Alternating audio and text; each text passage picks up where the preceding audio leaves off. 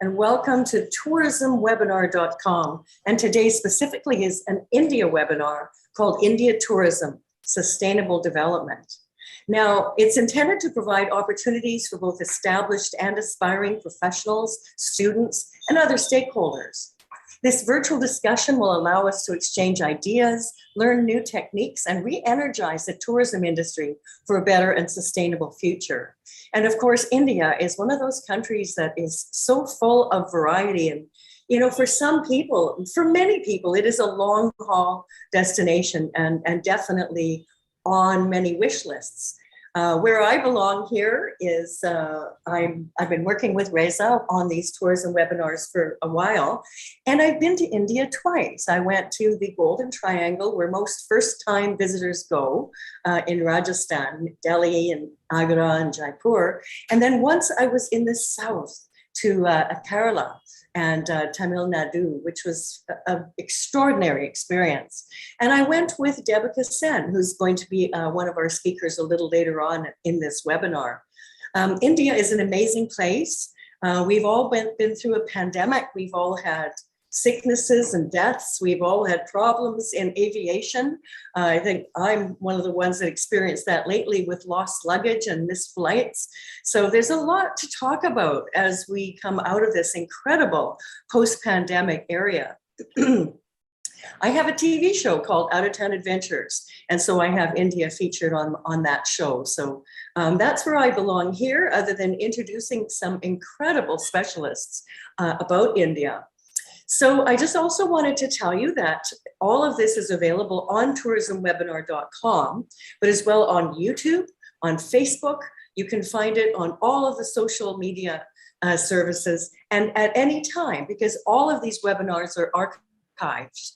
So not only will you find the webinar in its complete form, even if you look a year from now, but you'll be able to find all of the contact information of all of our speakers. So if you have some additional questions for them, for example, you can look up our webinar at tourismwebinar.com and find them and find out just how you can contact them. I'd like to thank Reza Sultani for doing these webinars and for finding such incredible specialists. For me, it's a pleasure to be doing the moderating because I get to learn a lot. It's like a wonderful, it's like a classroom for me. And I know that at the end of this couple of hours, I'm going to come away with a lot more information about India. So without any further ado, we've got some speakers, but we also have a chairwoman who's going to help connect all these dots for us. And I'd like to introduce her first. It's Anukrati Sharma. She is the head and associate professor of the Department of Commerce and Management at the University of Kota in Rajasthan, India. There, she's also the director of the Skill Development Center. Excuse me. She is the honorary dean of 2 faculties, tourism and hospitality, and aviation and aerospace at Rajasthan Skill University in Jaipur. She has a doctorate from the University of Rajasthan in tourism marketing. She's a featured author of Routledge Publisher. Dr. Sharma is the book series editor of Building the Future of Tourism under Emerald Publishing in the UK. Her current projects include editing a book on COVID-19 and tourism sustainability, ethics, responsibilities, challenges, and new directions for Routledge USA, and festivals and event tourism, building resilience and promoting sustainability for Kabi UK, amongst others. So let's welcome Anukrati Sharma. Thank you so very much. Thanks a lot, Bay. And I would like to say thanks, first of all, to Reza for giving this opportunity to conduct this wonderful webinar. And with this note, I would like to say a traditional namaste from India to everyone. Assalamu alaikum, sat sri akal, pranam, vanakkam, namaskaram, and adab. And a very good evening from India to all the most dear and respected speakers and the very lovely participants. As a chairwoman of this webinar, I welcome everyone to the webinar of multicultural, multi-ethnic, and multi-religious country that is the incredible India. And of course, this is one of the most exciting and much awaited webinars on India tourism sustainable development, which is happening today finally on 14th July 2022. And though there is a time limitation, but still I've prepared a small slide for all of you. Not much, I will be not going to in much details because I have such renowned speakers with us today that I want them to go on the technical know-hows of the sustainable development. But for a little introduction to the participants, whosoever joined us from all over the globe, that what is India exactly and why we are calling India as an incredible India and why we have immense opportunities of tourism, travel industry in India. So with the due permission of everyone, I would like to show my PPT and I hope it will work.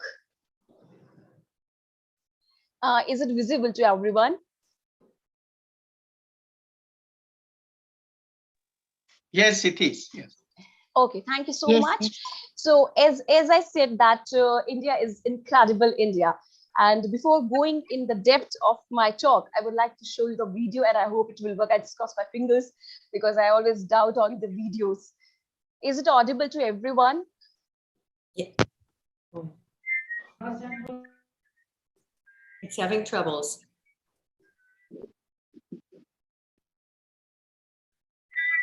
I guess you won't be able to play the voice or the sound. Is that there is any issue? I mean, like, is it audible or not? Yeah, I'm not sure. Can't hear You it, are doctor. very much audible. Dr. Anukrati, you are very much audible.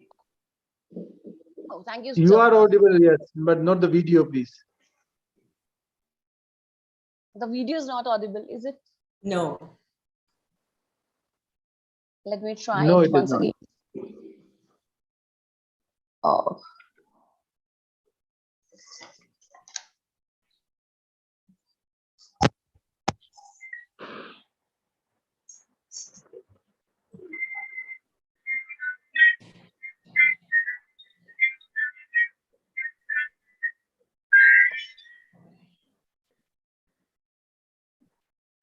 Is it not audible? I think it is not working somehow. I don't know. Can we see it without the music if you don't mind, please?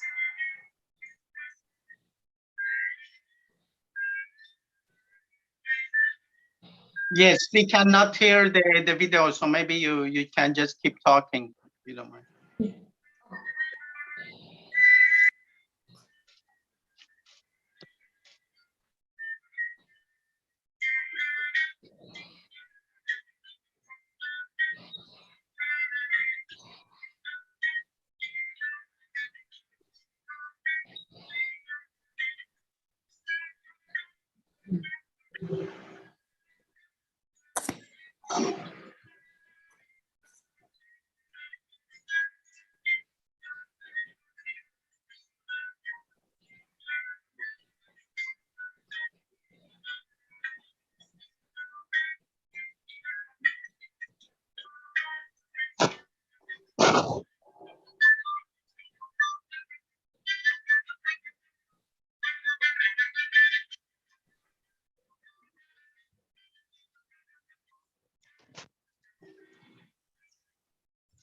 So I'm really sorry for the mess in the video. I don't know what happened at the 11th one.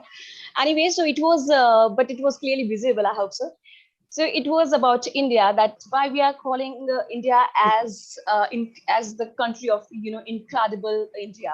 And will you believe that Bharat Darshan and Atiti Devo Bhava today they are the renowned worldwide through the Incredible India campaign. And indeed, it is the one of the finest examples of sustainable tourism in India. India is called Incredible India because it represents unity in the diversity. And our country is a mixture of lot many religion, lot many culture, lot many traditions, and there is a diversity in the food. Every state is unique. Like Bay said that she have visited Rajasthan, then she's visited Kerala as well, Tamil Nadu. So I think she experienced that. She have already experienced that the diversity in the states. So it is very true that in India, we have lots of opportunities for sustainability. And I want to tell you one more thing, that though sustainable development is a buzzword all over the globe in the travel and tourism industry, but for India, the word sustainable is not new. And I have a few examples, and these examples are not from like Google or somewhere else. These are the practical examples. The photographs are clicked by myself. You know, in this particular slide, you can see there is, though it is not directly connected with tourism, but I just wanted to tell you, when we are talking about sustainable tourism development, we are trying to focus on the protection of environment. We are trying to connect with the community, and we are trying to give the equal opportunities to each and everyone, in spite of the races, in spite of the income level, in spite of their, you know, earning levels. You can see on this particular roof where Bay visited, like Jaipur, which is a very crowded city and the capital of Rajasthan state. You can see on the roof, the person, the house owner used the old tires, which are actually just a waste, for the plantation purpose. So it is something which is shows the, you know, the talent of the person, that how they're using the waste material for plantation.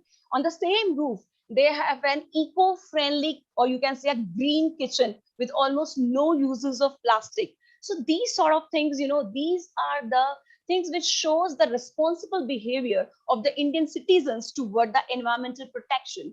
We are offered, you know, in different states, people are offering food on the leaves. They're offering tea in the clay pots. Though I have one more video, but I will not play it now because there is a mess earlier.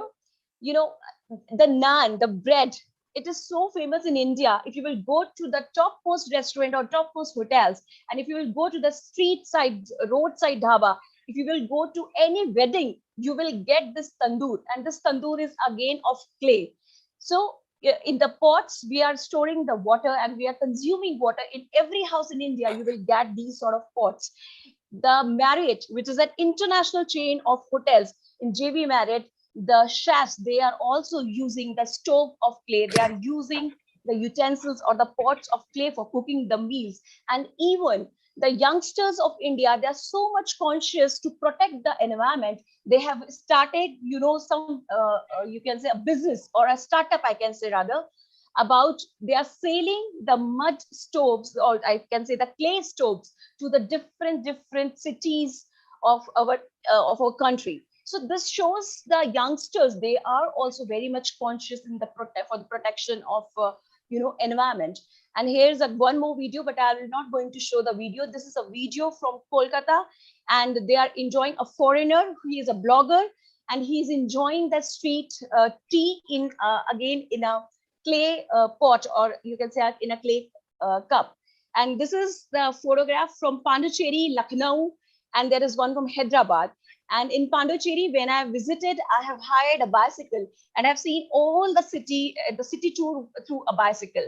So, you know, the Indians, they are diverting towards walking tours and towards the bicycle tours. And it is again showing that the people in India, they are very responsible and they are trying to protect the environment somehow in the best way. In fact, Indians are using these days the electronic vehicles to cut down the pollution problem. So this is appreciable. Secondly, because in the very beginning, I said that whenever you are talking about sustainable development, there are one factor is environment. The other factor is community participation. And India, we all know it is a place, of course, there are lots of metro cities and urban cities, but we do have rural places. In fact, India is very well known as a country of villages. And I must say that the villagers should also get equal opportunities in travel and tourism industry, like for the farm tourism, for agri-tourism, or for the village tourism, or maybe for the rural tourism. And it is a visit where I have visited a village, and you can see a girl, she is putting mehendi, and in other words, you can see a temporary sort of tattoo. The girl, she is not literate, she have no professional qualification, but still she is making a beautiful art. So community participation gives encouragement to the localites, and they feel like that they are the part of the tourism industry. And there is a drive which we have conducted, because I'm a teacher and I thought that we must have to take some initiatives. And there's a drive which we have conducted for cleaning a tourist place, a tourist destination in the city. And then there is again one more scene, you can see it very carefully, that on the walls we have some paintings. And these paintings are done by my faculty members, by the students of my department, as well as by the students of a government school. We are just trying to create awareness for protection, the environment, to protect earth, for growing more trees. So, this sort of activities, this shows that Indians are already going ahead and they know what is sustainable tourism and why sustainability is so important to save our country or to highlight our country as a global destination in tourism. And these are the pictures from Bundi Festival. The foreigners are enjoying so many sort of different sort of events, and you can say the races also. And again, you can see there's the Indians are very creative actually, and that's why they used to go for local shopping. They eat local, they spend in local, and they enjoy local. And that should be the motto: go green and talk about more. We have to be vocal for the local. This should be the motto now after COVID especially. And I think for this motto, only I cannot do anything. You can also contribute to this country to make it more sustainable in future for tourism industry, for making it more resilience, for making the India as a Atmanirbhar Bharat through tourism. And this is the only submission. And one last thing I want to say, that don't think about tomorrow and don't think what the country is giving you. You have to take the initiative and you have to think what we are giving to our country. And we have to start it from today, because this is an opportunity to do a better work than yesterday. Thank you so very much for having me. And I'm so sorry for the mess again regarding that video. And I have to be speeder because I think I'm crossing the time limit. Oh well. Thank you. So, Dr. Sharma, thank you. And even though we couldn't hear the video, we could see some of the words. And I love how that video is trying to dispel some of the generalities that people have about India. And, it's so interesting to see that. So thank you for presenting it. And we're going to hear from you later. So our next speaker is Anita Mendarati. She's a globally recognized and respected tourism, aviation, and development practitioner, author, diplomat, and on-air personality.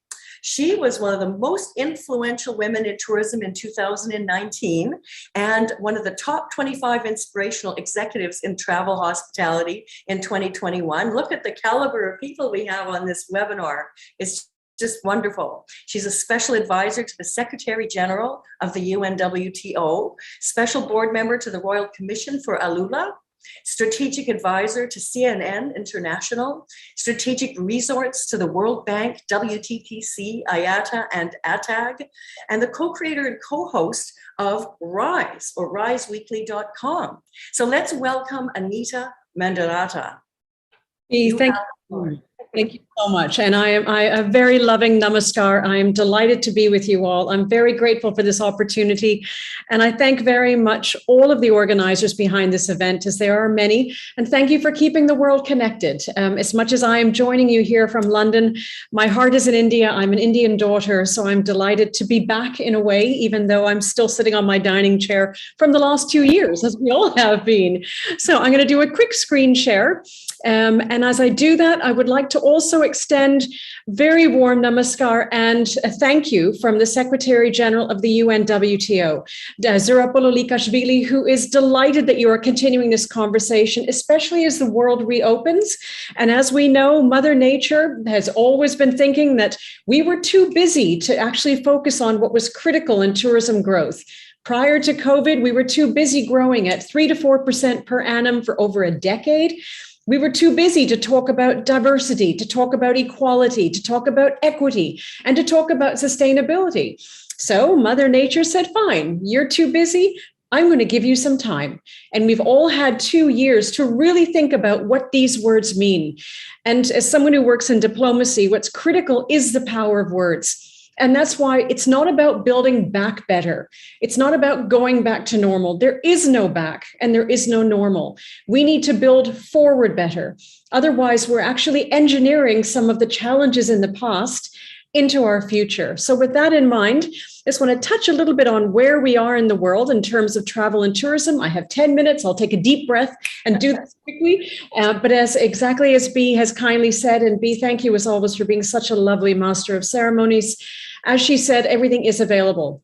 We all know we've gone through 2 traumatic years, not only as practitioners, but as people. This is the first time we've ever faced a global crisis completely democratically. Not only that was a crisis that impacted everyone, but that was invisible.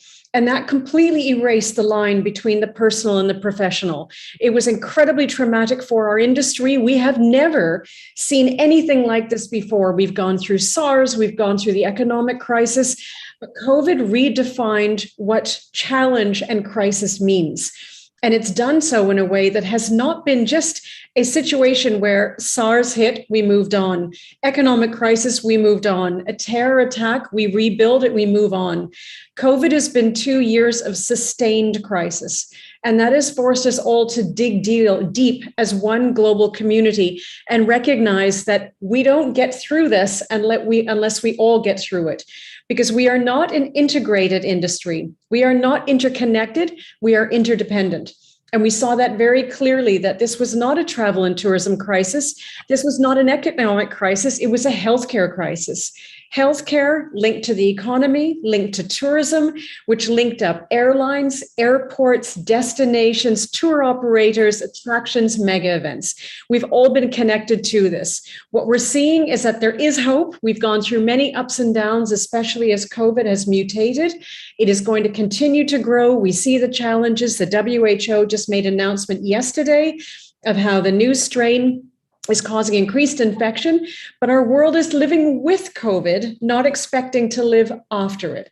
And that's a healthy thing. We know from the point of view of statistics, in January, the UNWTO announced in its latest economic impact read that January was 120%, 130% growth compared to the year before. We're continuing to move forward. We've seen from the WTTC perspective, similarly, their economic reports are showing continuous growth, and that's a good thing.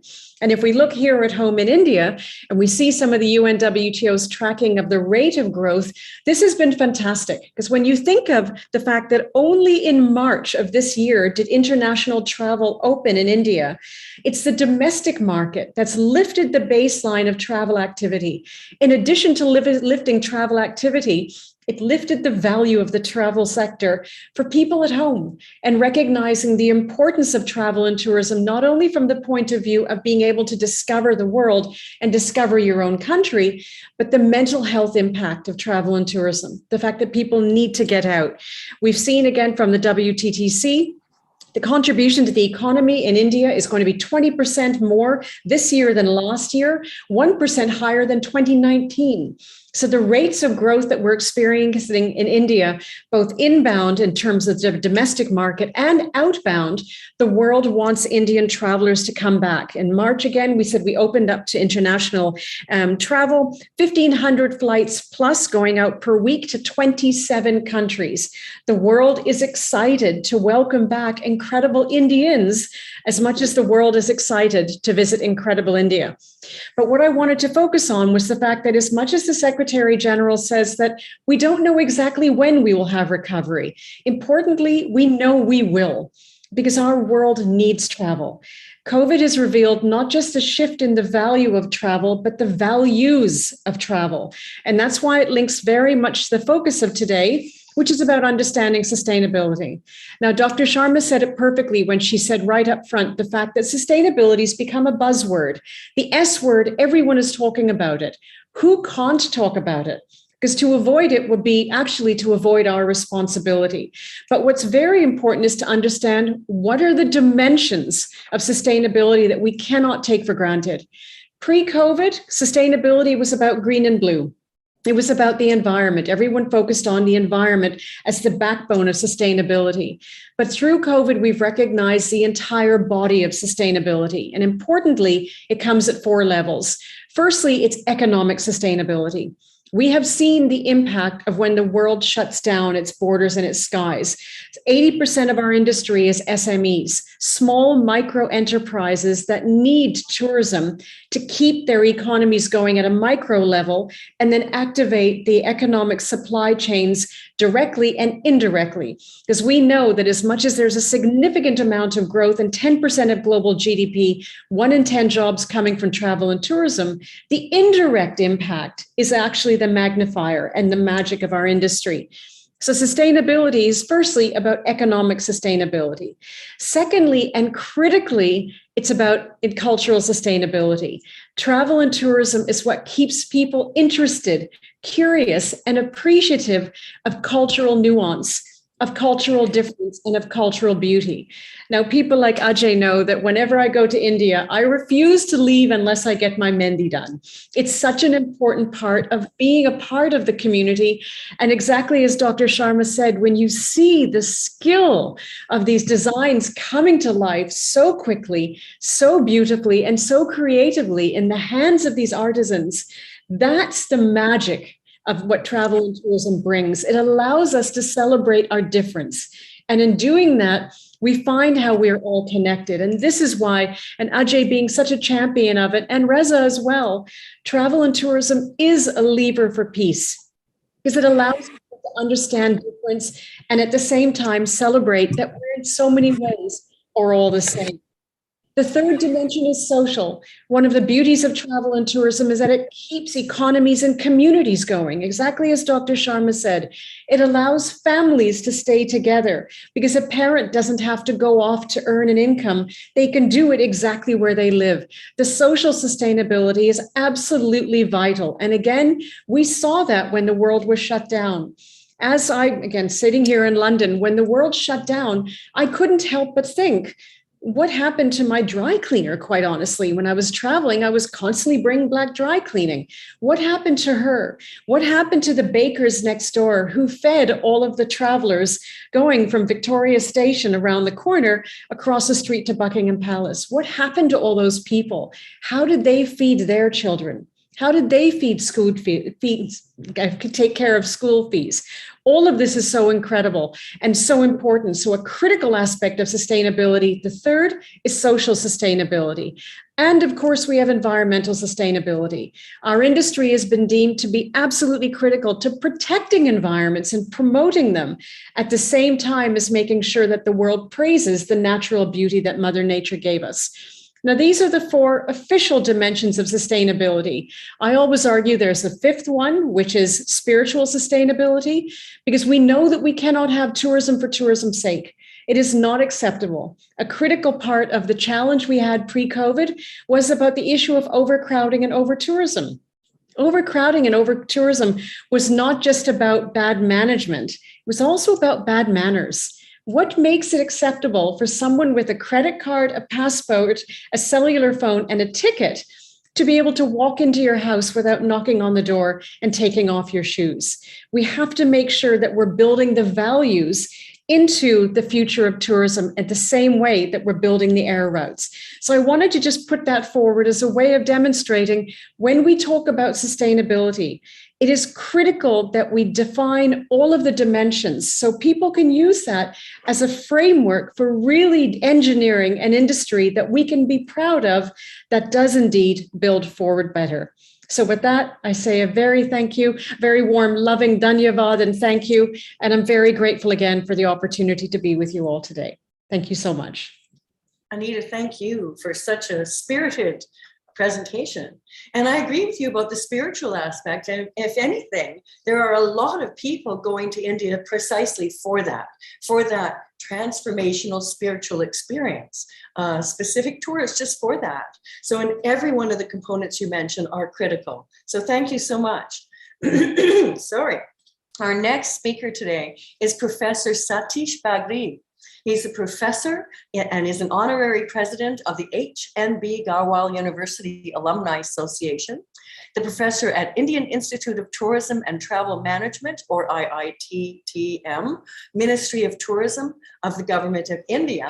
And he has authored a book, Trends in Tourism Promotion, in 2003, and is the national coordinator of eco-friendly and cost-effective tourism, Theme 3 of the research project on a study of Indian Himalayan region.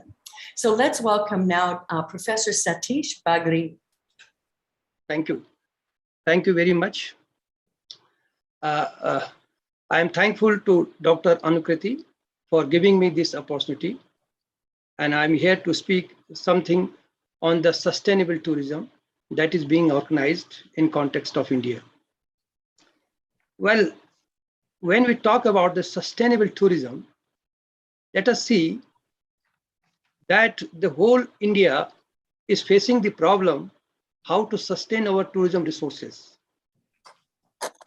We have 2,000 million domestic tourists, and we also receive only 12 million international tourists. When we receive 12 million international tourists and we receive 2,000 domestic tourists, and India's population is 1,300 million. More than that, the tourists are moving in the country. Obviously, question doesn't rise to sustain the tourist places. The problem is not with the tourist arrivals. The problem is with pilgrims. Out of 2,000 million domestic tourists, 1,500 are pilgrims. The pilgrims, when visit the tourist places, they become the source of economy of the visiting destination and visiting tourist places. And tourism is a state subject. Here, the rules and regulations to protect the environment doesn't come under the government of India rules. It comes under the state rules, and every state has different rules. So this is the region, as Dr. Anukriti was telling about Kerala, this is the region. Some of the states like Kerala, union territories like Pondicherry, Himalayan states like Sikkim have made their destination sustainable. They have made different policies, but the tourist places of a state like Uttar Pradesh, the tourist places of Rajasthan, where Dr. Anukriti is teaching, the tourist places of Goa are under severe impact of pollution.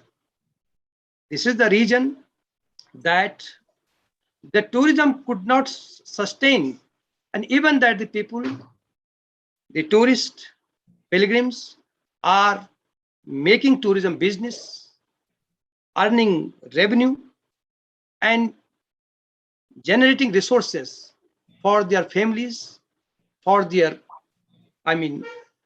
economy.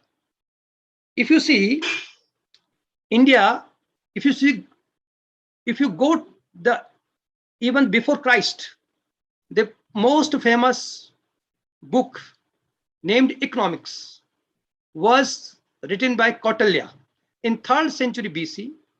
It was written clearly that each and every person of a society should take care of destination and even of wildlife. But with the increasing level of income, with the changing scenario of industries, even increasing urbanization, whole things have been changed. And in the name of keeping a destination sustainable, no policy, even that policy have been made, but no implementation is going there. Even the Edward Inskeep, the consultant of United Nations World Tourism Organization, in his book, Tourism Planning, made the provision of physical carrying capacity. Even that, this method of physical carrying capacity for a tourist place is not implemented in India. Where I'm living nowadays in the Himalayas, and the project that I completed recently for Government of India, I surveyed 11 states of Himalayas, except Sikkim state, even J&K, Kashmir, Jammu, Ladakh, Himachal, Uttarakhand, Assam, Mizoram, Nagaland, Manipur, Arunachal Pradesh, and Meghalaya have not made any effort to sustain their tourist resources. For the first time, I heard that government of Uttarakhand state made the provision of physical carrying capacity and fixed the number of tourist entry to pilgrimage places like 1,500 per day. But this has not been taken care. I request this forum to send a proceedings of this webinar to the government of India, Ministry of Tourism, as well as to the state government to implement the recommendations and guidelines suggested by the learned speakers, so that something can be implemented to save the tourist places which have witnessed crowded number of tourists. Just a week back, Government of India and State Government of Kashmir, Jammu, opened Amarnath. This cave received 3 lakh tourists before COVID-19. But after COVID-19, it is expected to receive 1 million tourists, 1 million pilgrims. And there is no provision of proper camping, proper campsites, proper shelter, although the government says in a number of, provisions that they are being made for the, you can say, tourists. Now, how to save, how to make the, what efforts are needed to make the destination sustainable? Because there are 3 types of tourists are appearing or have been emerged out post COVID-19. First is that B leisure tourism. B leisure tourism, we can say B leisure tourists are the tourists who want to go to tourist places to do their official work also, or to go there during their weekend period. So this type of segment is coming up in India. And we have noticed a number of employees of multinational companies are coming to the tourist places to remain there for a couple of days. And secondly, solo tourism. Solo tourism, single tourists are increasing, and their growth is increased in the 15 to 20%. And they like only those places which are pollution free, where in the name of facilities, some facilities are there, so they prefer those places. And third is over tourism. The other name of sustainable tourism, solution of the problem of sustainability is caused by over tourism. The carrying capacity of a destination is less, and more number of tourists are reaching there.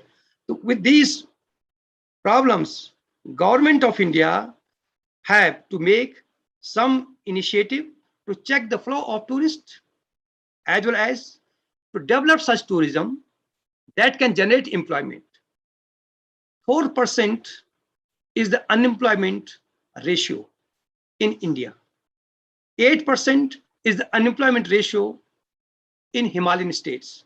Where the tourist places are existing, and unemployment is higher. This is the very, unfortunate. The tourism is being developed for what? Is the tourism is being developed for only for, you can say, knowledge, only for recreation? But what else the local people are getting? If we want to offer the benefits of tourism, let the community, let the local people be involved. And if the local people are involved, then that is really sustainable economic environment. Professor, if the local people, you have hit the nail on the head. And unfortunately, we all only have 10 minutes, and I have to bring you on. I've completed. So this type of recommendation we can recommend to the Government of India that the participation of the local people must be ensured. Thank you. Yes. And anybody that wants to contact the professor a little bit more about this, his information is going to be on tourismwebinar.com ongoing. So now it's time for our next speaker, who is Dr. Yadia Benkata Rao, who's a professor of tourism studies, School of Management at Pondicherry University Academic Distinctions, one of my favorite cities in India, that's for sure. Received gold medal with first rank and second post-graduation, academic fellowship in FDP at IIM Ahmedabad, Best Teacher Award in 2016 from the Rotary Club in Hyderabad, the Best Paper Award in 2017 at an international conference of IITM, Noida Session Chair, Resource Person for Keynote Speaker in International and National FDP, seminars, workshops, conferences as Indian, Sri Lanka, Uzbekistan, etc., visited Iran with the United Nations as a fellowship as a part of promoting tourism education in the Middle East, and on and on. So we're going to give the floor now to Dr. Yadia Benkata Rao, whose name I hope I pronounced correctly. Welcome to the webinar. Right. Thank you. Thank you very much for a brief introduction about me. Am I audible to you? Yeah. You are receiving my voice? Yes, we can see you and hear you. Thank you. Thank you. Yeah. So I'm very happy to join my senior Professor S.C. Bagley, and then my friend Dr. Anukrati, and other friends, Roy from West Bengal, and many known friends who are on the online platform. So I agree fully with my earlier speakers about the sustainable development in India. So it is no longer a new concept, and then it's very familiar, and then we all have been practicing sustainability in our way of life. So what is next? That when we look at the next level of sustainable development, let me take a kind of live example from my side. So as a responsible, the people in the tourism industry, so individual level, so what we can do. So today, if you just look at where I am in a field, it is located in Tirupati. I came here all the way from my, the place, Pondicherry, to work here for 3 days as a volunteer. So it is a part of the passion, and I just travel to different locations to render my services as a volunteer to protect the nature, and then as well as to help the people in different walk of life. So this is a kind of example I want to just give from my side, and then you can see right now I'm in a field. At my back, it is a complete the field work. So this is a one part, and then the sustainability that we are talking about, the physical in nature. So the second part that I want to just introduce here as a part of my talk in a few minutes. So we are just now we are talking about the digital society, digitalizations, and then when you see the disruption that is happening in the tourism, and there is no any kind of the tourism activities without any kind of internet usage, and then digitalization of all tourism activities.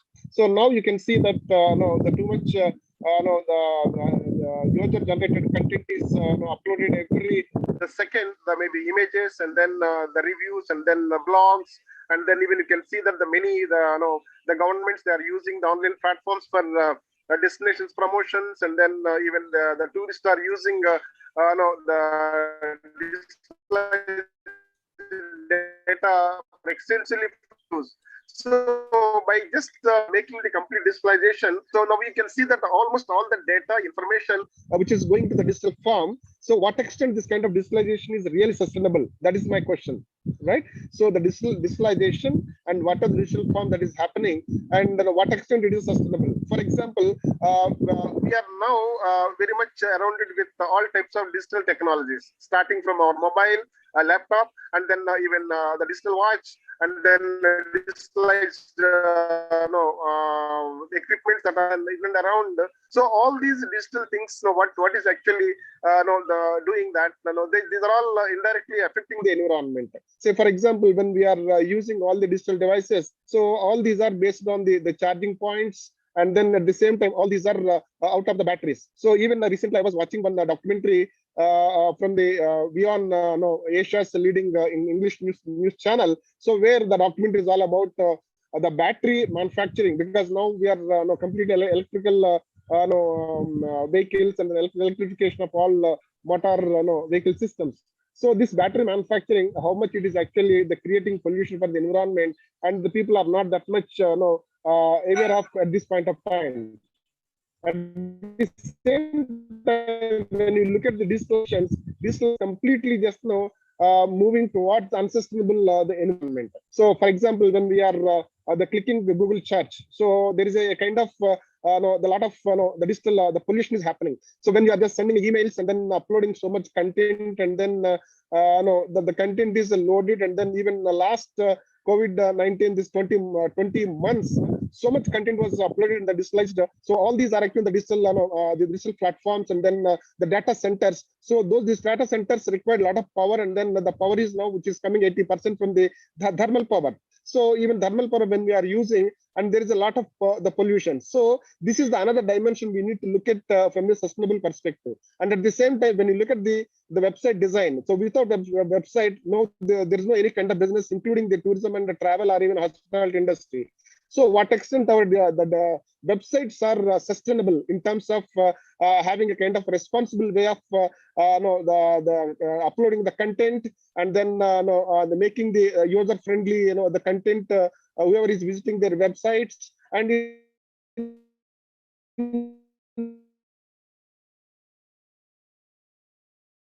that respect, you can see sites. So now the movement, and then the next level of digital system is the green websites and then green data. So this kind of the developments that are happening. So in this the context, I'm just leaving here certain questions. So when we are using various digital devices, so what extent we are really keeping in mind the sustainability in terms of the charging our batteries and charging our mobiles, and then how frequently we are changing the batteries, and then at what time we are charging, and then how consciously we are using the electricity or any kind of the power that is actually the power banks. So even minute level we have to look at, and then now think the sustainability, sustainable dimension, and what extent we are sustainable in terms of protecting our environment from the digital the platforms. So the digital platforms are now polluting so much the environment. So that needs to be taken care of when we are moving so much into the digital content. So this is what I want to share before all of you. And it's a new concept, and then so we can look at even the future also. A lot of research that is going to happen on the digitalization and sustainability, even the digital marketing or digital sales or digital the digitalization of all the trade and the commerce activities. So now we need to look at from this sustainable perspective. This is what I want to share before all of you. Thank you very much. Thank you so much. You're very passionate about what you're doing, that's for sure. And you're standing in a lovely place. It's really quite refreshing to see. So thank you so much for your contribution today. Our next speaker, I think we all know. Ajay Prakash is our next speaker. He's had 34 years of experience in the travel and tourism industry. And as I know him, many know him as the founding director of IIPT, the International Institute of Peace through Tourism, for India. He's a graduate in history from St. Stephen's College in Delhi with a master's in English literature from the University of Rajasthan, Jaipur. He's the executive director of Nomad Travels, Mumbai, which he set up in 1988 after working for 8 years with Air India in the commercial department. Nomad Travel specializes in corporate travel and custom designed leisure tours in India and overseas.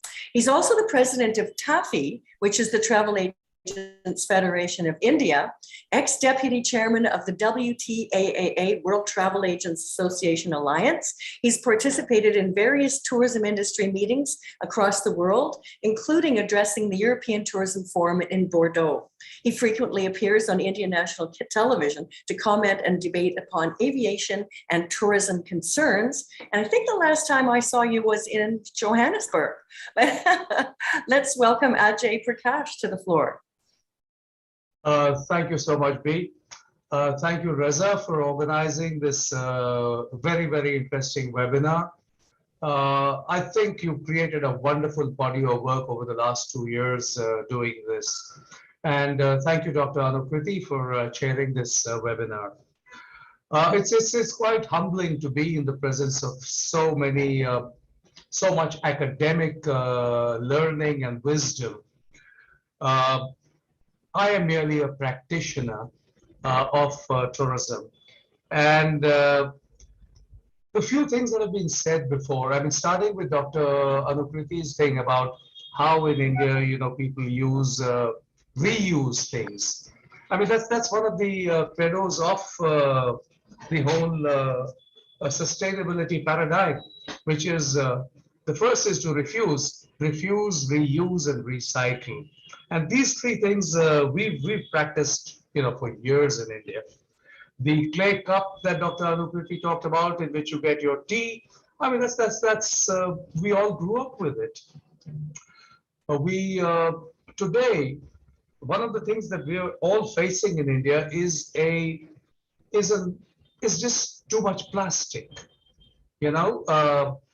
It's choking the rivers. It's getting into the sea, and of course, the sea throws back at you whatever you throw into it. So these are things that all of us need to be looking at. It's really the power of one. People sometimes wonder whether, okay, if I stop, using plastic, what's going to happen? Well, if you start doing it or you stop doing it, and then your children stop doing it and your friends stop doing it, well, it has a cascading effect. So never, ever underestimate the power of one, because that's how everything starts. I mean, whether it was the independence movement of any country, including India, it starts with one, and then people join in. So as tourism, as an industry, which is probably one of the largest global industries, we all know the statistics, close to 10% of global GDP, 1 in 10 persons being employed, the cascading effect of employment, all that goes to show that we can be a very powerful force as an industry. We need to just retweak the way we do business. As Anita said, I mean, build forward better. That's what we need to be doing. Because, Dr. Talib Rifai says it very well when we talk about sustainability. He says sustainability is not about the sustainability of tourism. It is the sustainability of the human race which is at stake. And as an industry which has so much economic clout, I think we are in a position to make a difference. So let's look at what is the purpose of tourism. The purpose of tourism is not mere recreation. The purpose of tourism, and this is the higher paradigm of tourism, which Dr. Louis de Amore, who founded IIPT, talks about. The purpose of tourism is to connect people across all kinds of boundaries. Political, cultural, ethnic, religious, culinary, all these things. And this is one industry that has the power to do it. Because when you travel out with an open mind and a gentle heart, you discover that the seeming differences that divide us pale into insignificance before all the things that are common to us. I mean, we all want a good life. We all want good education for our children. We want clean air. We want clean water. Everybody wants the same thing. And yet we end up fighting with each other. So tourism has the power to take away that fear of the so-called other, because that is at the root of conflict, the fear of the other. And when you realize that the other is no different from you, then you realize that there is no need for conflict. Coming back to the sustainable practices, during COVID, domestic tourism boomed in this country. When I talked to my hotelier friends, they said they hadn't done business like this for the last 10 years. Now that was quite amazing, but it also had its downside. I have a home in a little town called Mount Abu, which is in the hills in Rajasthan. It's the only hill station in Rajasthan, approximately 5,000 feet above sea level. And that was so typical of what happened to every hill station, whether it was Simla or Manali or Mussoorie. I mean, you had huge traffic jams. Nobody looked at what carrying capacity is. Nobody looked at the infrastructure that is available. People were flocking to these places. with the result that the town was being overwhelmed.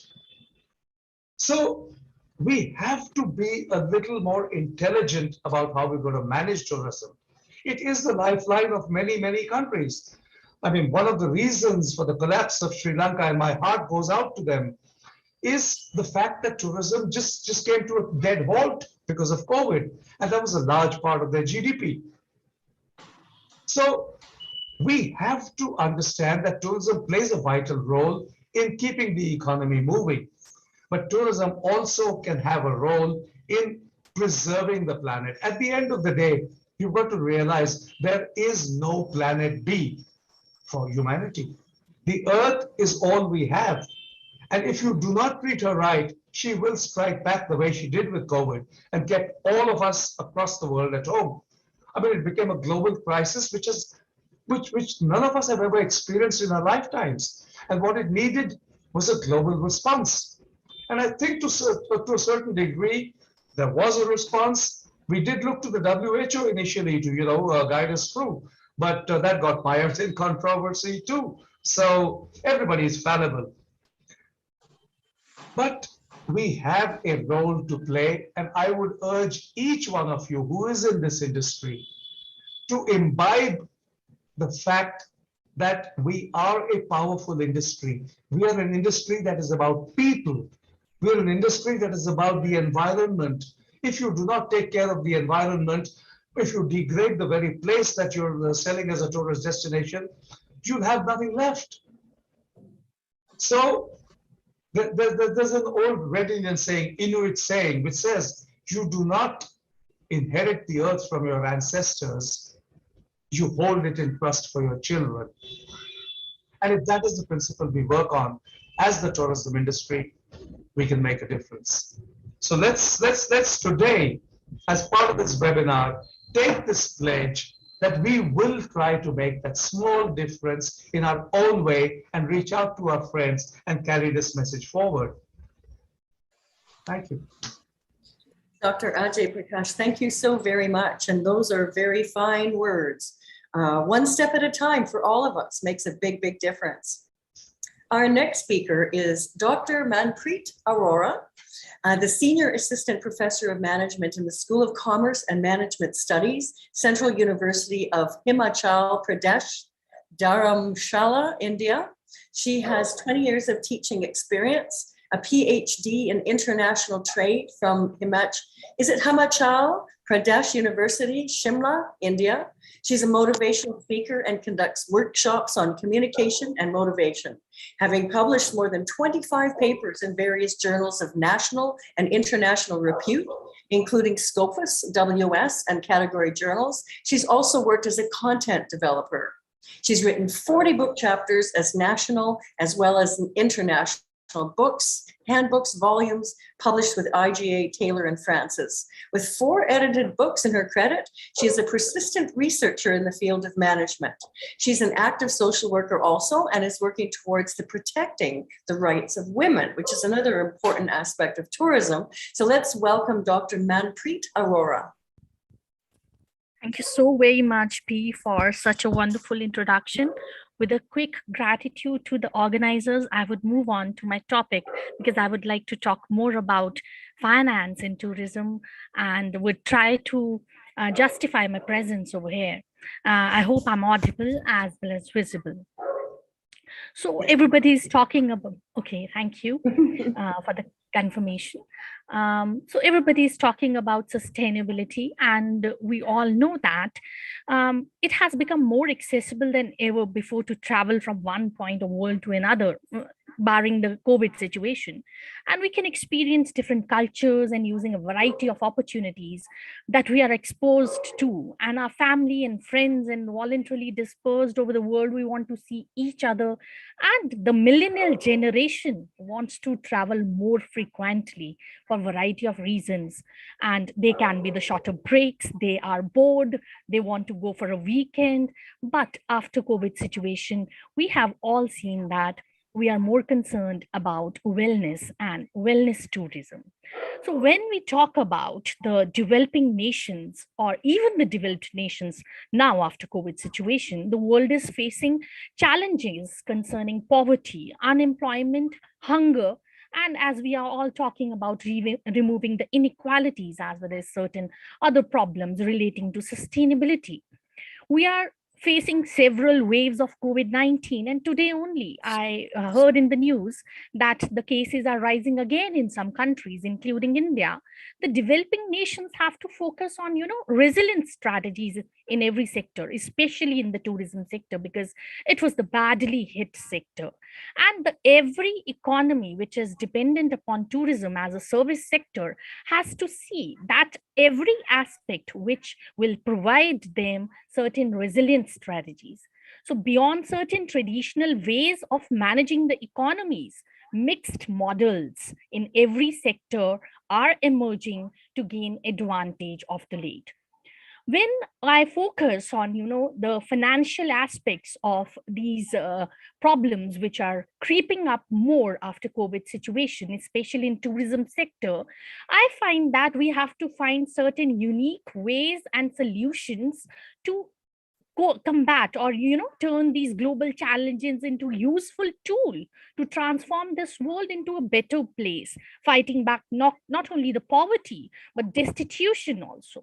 So travel industry always has opened up the doors to various sustainable tourism businesses which contributes to the world of good. So if I consider the efforts of Nobel laureate Muhammad Yunus, who established the Grameen Bank in Bangladesh, he developed the concept of microfinance and microcredit for the betterment of marginalized sections of the society. And he focused particularly on women, as B said, that it is a very important aspect of tourism. He was of the view that if we grant loans to vulnerable, poorer, underprivileged sections of the society, especially the women, they can bring out better rate of return, as we can find empirical evidences in the literature worldwide that women are better, pay offers when they come to getting the credit removed from their accounts. That means they are good repayers as compared to the other sections of the society. So alleviation of poverty and empowerment of women are not only the objectives, but the basic thrust when we talk about the sustainable finance in these sections in relation to microcredit is making them self-sufficient, is making them reliable bread earners for their families. So when you are talking about microfinance provision in the form of microcredit, it plays an important role in promoting as well as encouraging the inclusive growth of the vulnerable sections of the society, which are marginalized as well as excluded. And we all understand tourism has a great potential for all these entrepreneurial activities, which are relating with promoting not only the wellness tourism, medical tourism, as well as various aspects of pilgrimage tourism. The most of the sections earn through entrepreneurial ventures or the startups or the various kind of services which they handle through their various small entrepreneurial initiatives. When we are linking tourism with microfinance, we are talking about those borrowers which are mostly at the bottom of the pyramid, which cannot avail direct credit from commercial banks. Why? Because it's a costly affair. No commercial bank or financial institution will give them loan because they need a collateral.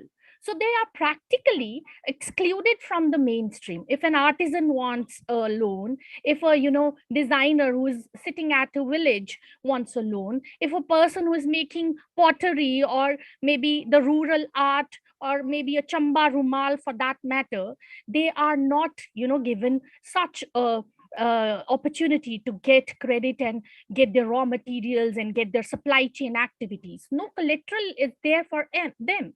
So profit earning institutions, they always try to focus on those areas which can give them profit. So what about these people who are directly and indirectly related with tourism? So microfinance as a tool for poverty reduction as well as sustainable development of tourism has got extensive recognition in various parts of the world. These activities have shown tremendous impact on various countries for removing poverty, for removing unemployment, like India, Bolivia, Cambodia, Mongolia, Indonesia. For that matter, I was looking at the data from Mexico today morning only before preparing for my lecture, that microfinance is given to those ladies over there who are, interested in catering to the tourists, who are more interested in having food and cuisine which is served in tribal areas over there. So these ladies are getting good initiative or opportunity by the help of credit. In India also, there are evidences where microfinance has proved to be effective tool for transforming the lives of the poor people residing in rural areas which do not have access to the financial service. So when I'm talking about microfinance again and again, I'd like to, for 30 seconds, try to tell you that what exactly happens when a microfinance is given. It's a small amount of credit ranging from, if I talk about Indian rupees, 20,000 to 50,000 bucks, or maybe up to 1 to 3 lakhs in some cases, depending upon that what kind of activity that person wants to do by that finance. They approach generally NGOs, the non-governmental organizations. These non-governmental organizations create a self-help group where people come together, 10 or more, and try to do the activities which they can do at the rural or, the cultural level. They try to sustain the group for at least 6 months. If the group sustains for 6 months, they are able to produce something, they are able to distribute something, they are able to sell something. Then these NGO people help them to connect with the commercial banking sector. And then their group account is opened in that bank through a bank linkage scheme. And formally, they become microfinance borrower from that particular institution, and they are added to the mainstream of finance. So when we are talking about such mainstreaming of the people who are vulnerable, who are deprived of the society, they get an opportunity to earn through credit. So earning through credit is very, very important these days. Why? Because most of the people, as I live in Himachal, I belong to Dharamshala. It's a tourist destination. I saw during pandemic, people who were totally dependent upon tourism activities, they were not having even anything to earn. And we are, again, getting back to normal. We are getting tourists. Some people are selling food. Some people are selling their products, which are handmade. They are skilled. So it in a way promotes skill also. It promotes the rural aspects also. It promotes the cultural heritage also. It promotes everything which is at the grassroots level. So in this pandemic, where economies at global level are talking about big strategies, I talk about a small, simple strategy so that these people who are so vulnerable, who are below poverty line, or maybe they have got certain resources, they are connected again to the world. Localization and promotion of the local product can boost, helping up all these entrepreneurial activities, can help to restore the distorted global supply chain slowly, gradually, but very, very effectively. So consequently, we need certain training and development programs. We need certain financial support communication programs. They should be given certain trainings regarding marketing, and then we can link them with the broader world with a great, gradual, but I would say effective mode of financing. If I have time. Wonderful concept. And unfortunately, we are out of time, but I think microfinance is a way out of poverty for sure, especially in developing or underdeveloped countries. Microfinancing, that's something to definitely look into. Thank you so much for your perspective, Dr. Manpreet Aurora. Thank you. And once again, people can contact you by looking up your contact information on this website later. I appreciate your passion for this. And it certainly has given me, it's getting my wheels spinning too. Our next speaker today is Dr. Kapil Dev Sharma. He's a former principal of government postgraduate Commerce College, Kota. Presently, he's on Faculty Board of Management Studies of RTU. Dr. Sharma authored 7 books and more than 30 research papers in international and national level journals in different functional areas of management. He's a Life and National Council member of the India Society of Training and Development, as well as former Kota chapter chairman. Presently, he's on the board of the prestigious World Association on Open Education and member of International Accreditation Experts of International Council of Distance Education. He's contributed more than 20 research papers in accredited journals and book reviews. So let's welcome to the floor Dr. Kapil Dev Sharma.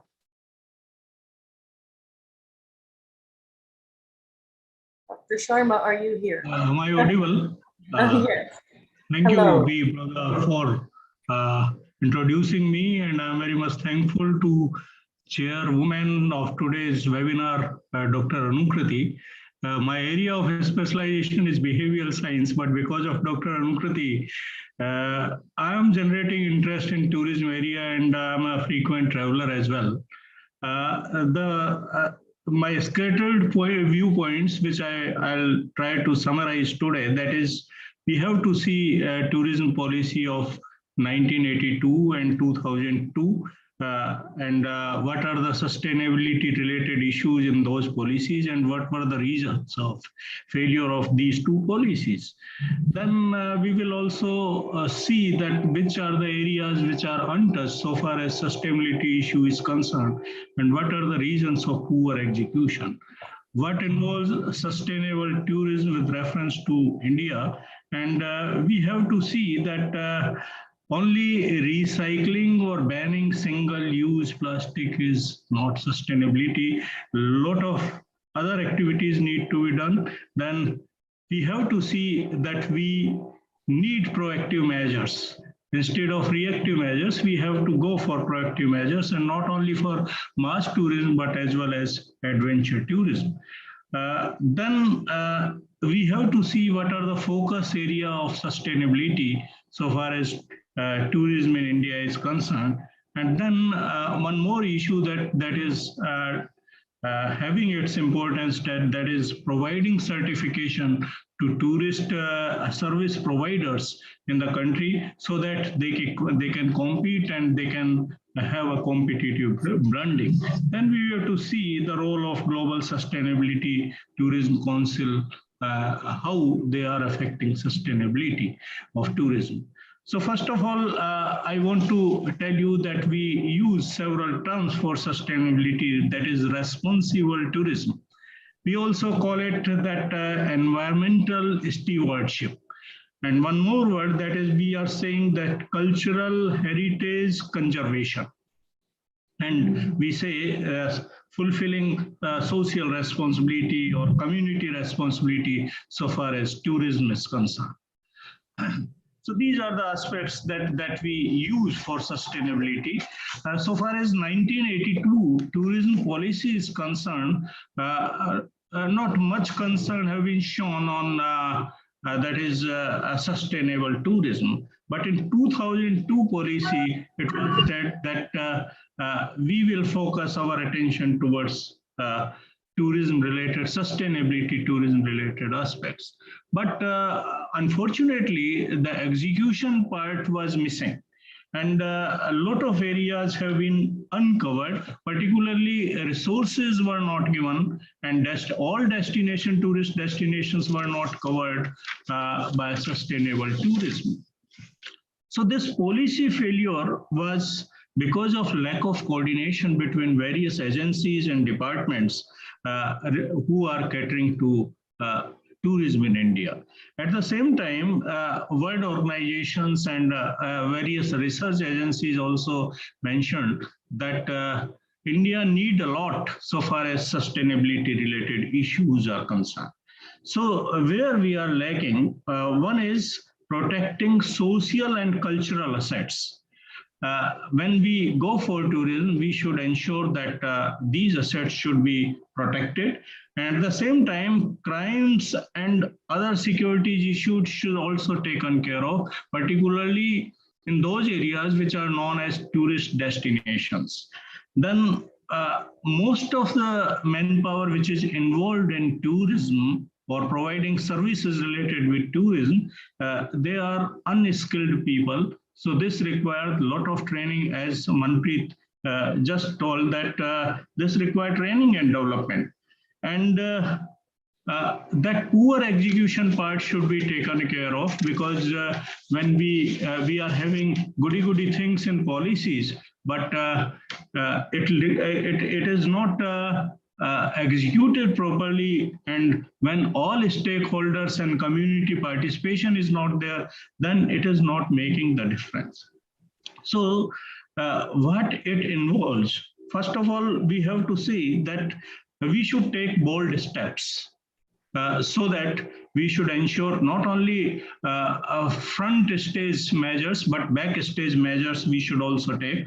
And because of that, we can ensure that tourism is developed in a sustainable fashion. What measures we can take in backstage measures? One is renewable energy options.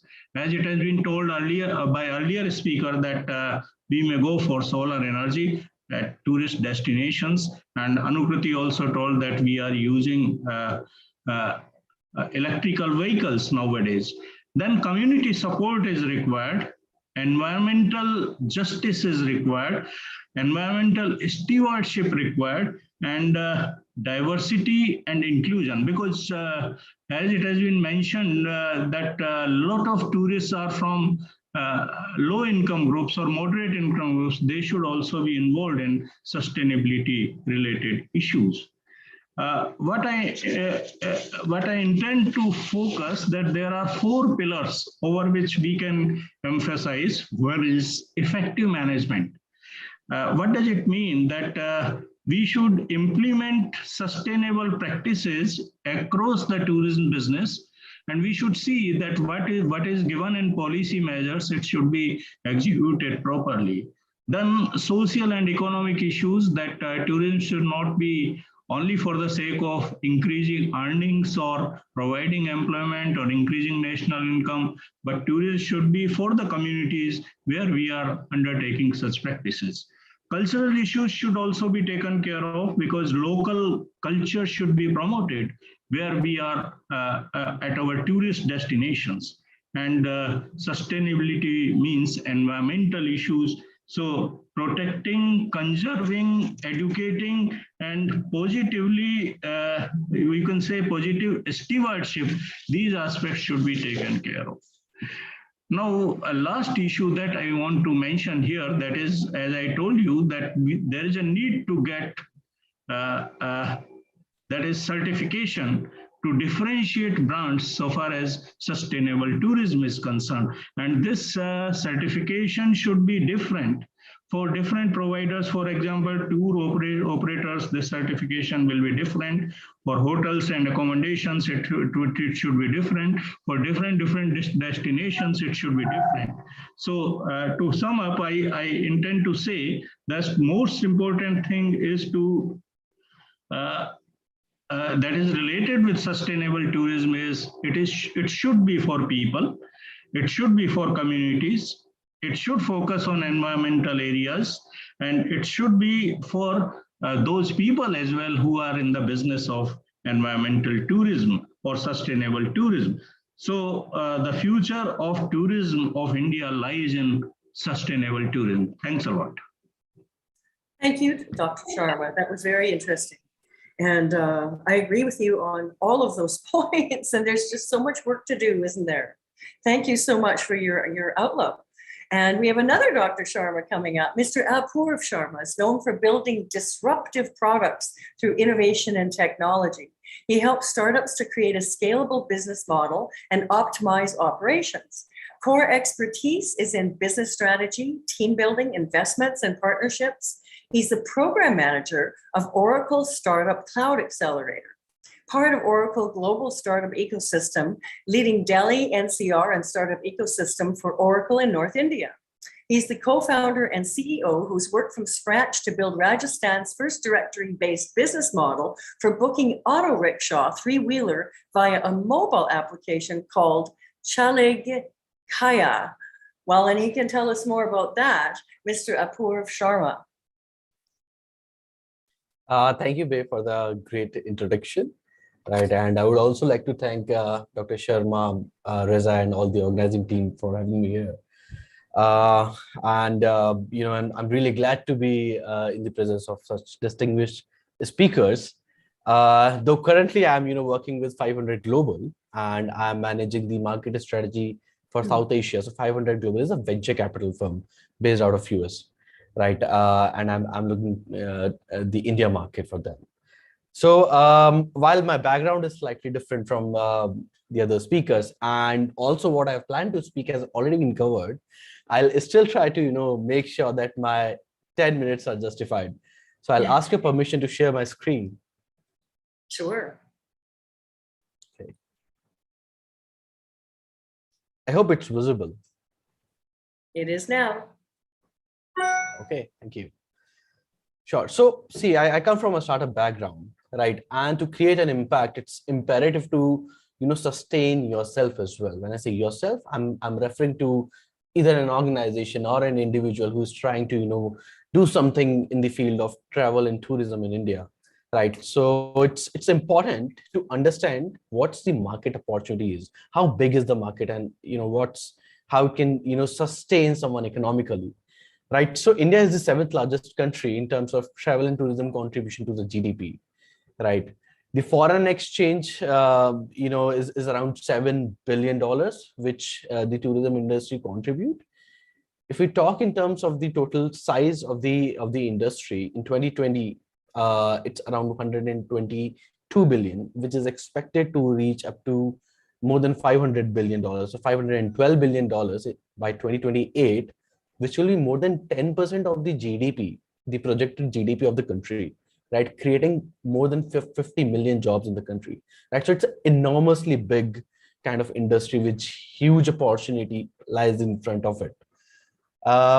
So see, any industry evolves over the time, right? And it evolves as the culture evolves, as the technology evolves, as the lifestyle evolves. So if I want to give you a glimpse of the tourism and travel industry in India, we are probably in the 4th generation. As our first generation, is just about enablers, right? The travel agents, right, who help you to actually book your travel and book your hotel. The second generation, which we use today, is Make My Trip, Go IBPO.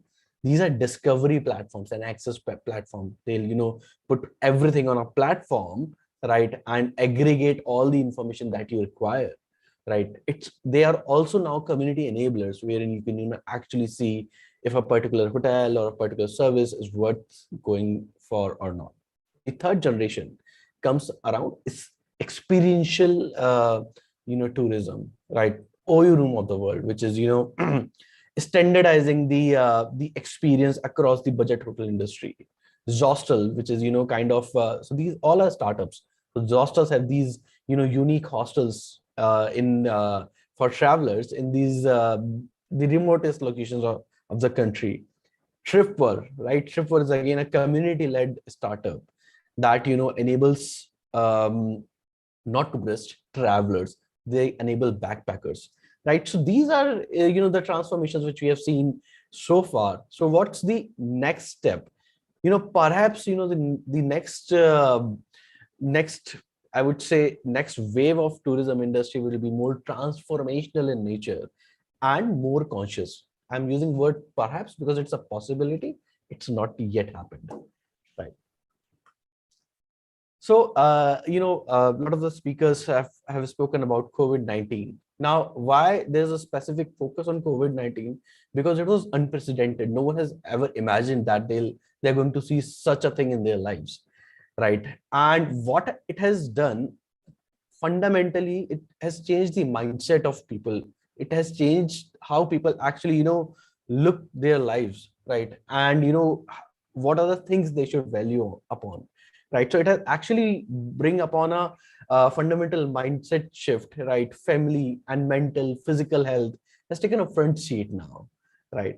And it has also, basically radicalized the overall, or I would say recalibrated the overall business scenario as well, right? Companies are now open for distributed workforce, right? They have recalibrated themselves, and they have also understood that there is a opportunity for these organizations to let the employees to be anywhere, and kind of still create that kind of possibility. So it was an operational challenge a year back or 2 year back. Now I myself, I'm working, since past 2 years I'm working from home. Right now I'm more comfortable here, and we have such tools that we can manage a distributed workforce. So that's a shift which has came. Now what it has actually enabled is these two different things. First is digital nomad culture, right? So you just need a laptop or active internet connection to work, right? And you can go anywhere, any time of the year, and work as well as enjoy the change as well. The second thing is work from anywhere culture. Most of the families are actually adopting it. So if you see, the digital nomad culture is something which has been drastically seen in these three states: Rajasthan, Himachal Pradesh, and Goa, where people are actually coming and staying for a while and working from there as well. Whereas if you see work from anywhere culture, where actually families are shifting, either they're shifting to their hometowns, right, or they're experiencing a village lifestyle as well, right? So now, what are some business trends those are visible as of now? Workation, right? So this is something which is pretty much new to the ecosystem. Work plus vacation, right? So usually what happens is you just go for a couple of weeks. You just go for a couple of weeks to a destination you always wanted to be, and work from there. The second is dream relocations, right? So it might be a possibility that you always wanted to be somewhere, you always wanted to live somewhere, right? So now it's possible. You can actually go out and spend a couple of months somewhere outside. And the third is the traveler tribe kind of communities which are coming up everywhere. Now see, the existing infrastructure of hotel industry, right, is not built from this perspective, right? So hotels were built from a perspective of someone is going to stay for a couple of days, right, not couple of weeks nor months. Moreover, the traditional relocation kind of arrangement, if you see, so if you relocate to a new city, you need at least 5-6 months to just adjust over there, right? So the local communities, the local business, the local governments are enabling this, that if you are coming to a new city for 3 months, for 5 months, for 6 months, right, you'll get an instant access to a local tribe, right, which will again help you to meld into the local community and start feeling a part of it. Now, what's the impact it is creating, right? So if we talk about the sustainability piece of it, right, the first big impact is population redistribution, right? So the trend which we have seen, we were actually, I wouldn't say a trend. I mean, it's an issue which we were facing in India, and up to some extent we are still facing it, is saturation of population in tier 1 cities. Hello. Right. So, hello. Yeah. So sorry for that. Yeah. So, so yeah, where was I? Yeah. So the trend which we have seen in the past is the cities like Bangalore, right, Delhi NCR, Mumbai, and these tier 1 cities were overpopulated, right? The population density exploded in a way that the resources were very limited, right?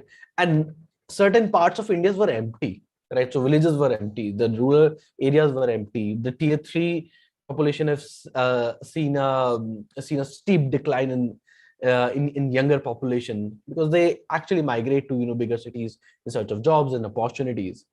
So maybe this thing, right, wherein people are coming back to their hometowns, people are exploring, are free from the ties of office, right, is creating an impact on the population distribution as well, right? More open spaces, less use of resources in a particular space, and more air to breathe, basically, right? Homecoming, specifically villages, and the rural part of the country, we're seeing a massive migration, and youngsters were migrating. So their next generations were also, not coming back to the villages. Now, with the opportunities coming up, with people actually showing up to these villages as well, in search of, peace, or in search of, vicinity of nature, there are additional opportunities building up, right, which are bringing these people back to their towns. A new hope for marginal farmers, maybe, right? So what marginal farmers are? So these are the farmers who cannot sustain farming because the size of the land is very small, right? But now village tourism is a real thing, right? People actually want to be in a village for a month or two and experience a very basic kind of lifestyle, right? Without an air condition, maybe without a very high speed internet. One factor that has kind of supported it in favor of India is the penetration of 4G, the penetration of mobile internet and smartphone. So internet is practically everywhere, right? We have more than 750 million internet users in the country, by the way, which is one of the highest in the world, and the cost of data is around like 6 cents per GB, which is amongst the lowest in the world. So this is the impact. This might not be a very visible and a one-time impact, but gradually it will impact things in a positive way. Because of the limited time, I just stick to this COVID-19 thing. However, there are various different business models coming up in the ecosystem, wherein actually entrepreneurs are creating a scalable business as well as impacting the overall ecosystem and helping the tourism sector and travel sector to go. I'll give you some examples here. So I'm also from Rajasthan, right? So Rajasthan is a desert state, and it has always been a desert state. That means there's always have been a scarcity of water, right? But the state has been thriving since past centuries, right? Many centuries. How? Right. So this is a startup called Heritage Waterworks. It's in Jaipur, right? And they actually, take the tourists to a tour of the, water conservation methods, the architectural, I would say, the architectural aspect of the city planning, right? How they conserve, how they, restore rainwater, how they harvest rainwater to meet the end needs, right? It's a India-based startups. Another startup is Gau Kirti, right? So they have a patented product, right? So they make paper products from cow dung, right? And each paper product has a seed engraved in it. Now, it's so once you use the paper, you can just bury it in the soil, and because the paper is made up of cow dung and there's a seed inside it, the cow dung paper acts as a fertilizers, which instigate the initial growth of the seed, and a plant kind of sprouts from it. Fool. So India is a very religious country, right? So and devotees kind of offer flowers in temple. Now, before this startup, what used to happen is, these flowers used to go into rivers. These flowers used to go into dump yards. Now they are basically upcycling the flowers into different kind of products like incense sticks, colors, and these all are natural. Another example is Mitti Ke Rang, right? So they are taking the taste of India in a very different way to the world, right? So these are rural area women who are making, millet products, right? These are edible products, right? And the taste is, very authentic because, it's the way it is, it is made in such a way which was, very, very close to Indian recipes. Apurv, we have 3 or 4 different more speakers for the next half hour. So I wonder, you're going to present these PowerPoints for us on the website, right? So we can look afterwards and find these. Yeah, absolutely, I can. So it's already done. Yeah. That would be great. It's so unfortunate to run out of time because I'm quite fascinated with everything you're bringing forward. But unfortunately, we need to go to the next speaker. But thank you so much. I love these slides. So I'm going to look on the site afterwards and see the rest of them too. So thank you so much for your time, Mr. Sharma. Thank you. Glad to be here. Our next speaker is Dr. Anila Thomas. She's focused on the following issues: geographical resources and tourism, rural tourism, destination marketing, destination planning and policy making, women's contributions in the field of tourism, and community involvement for sustaining tourism resources.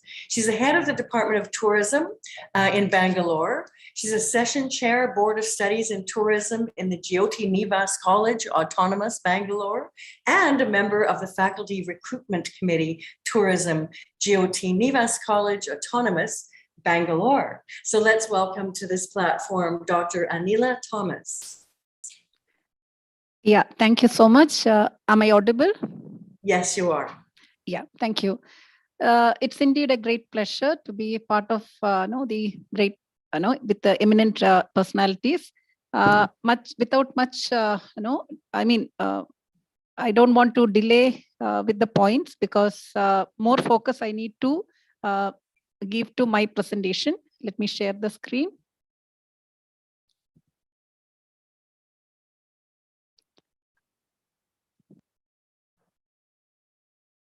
Yeah.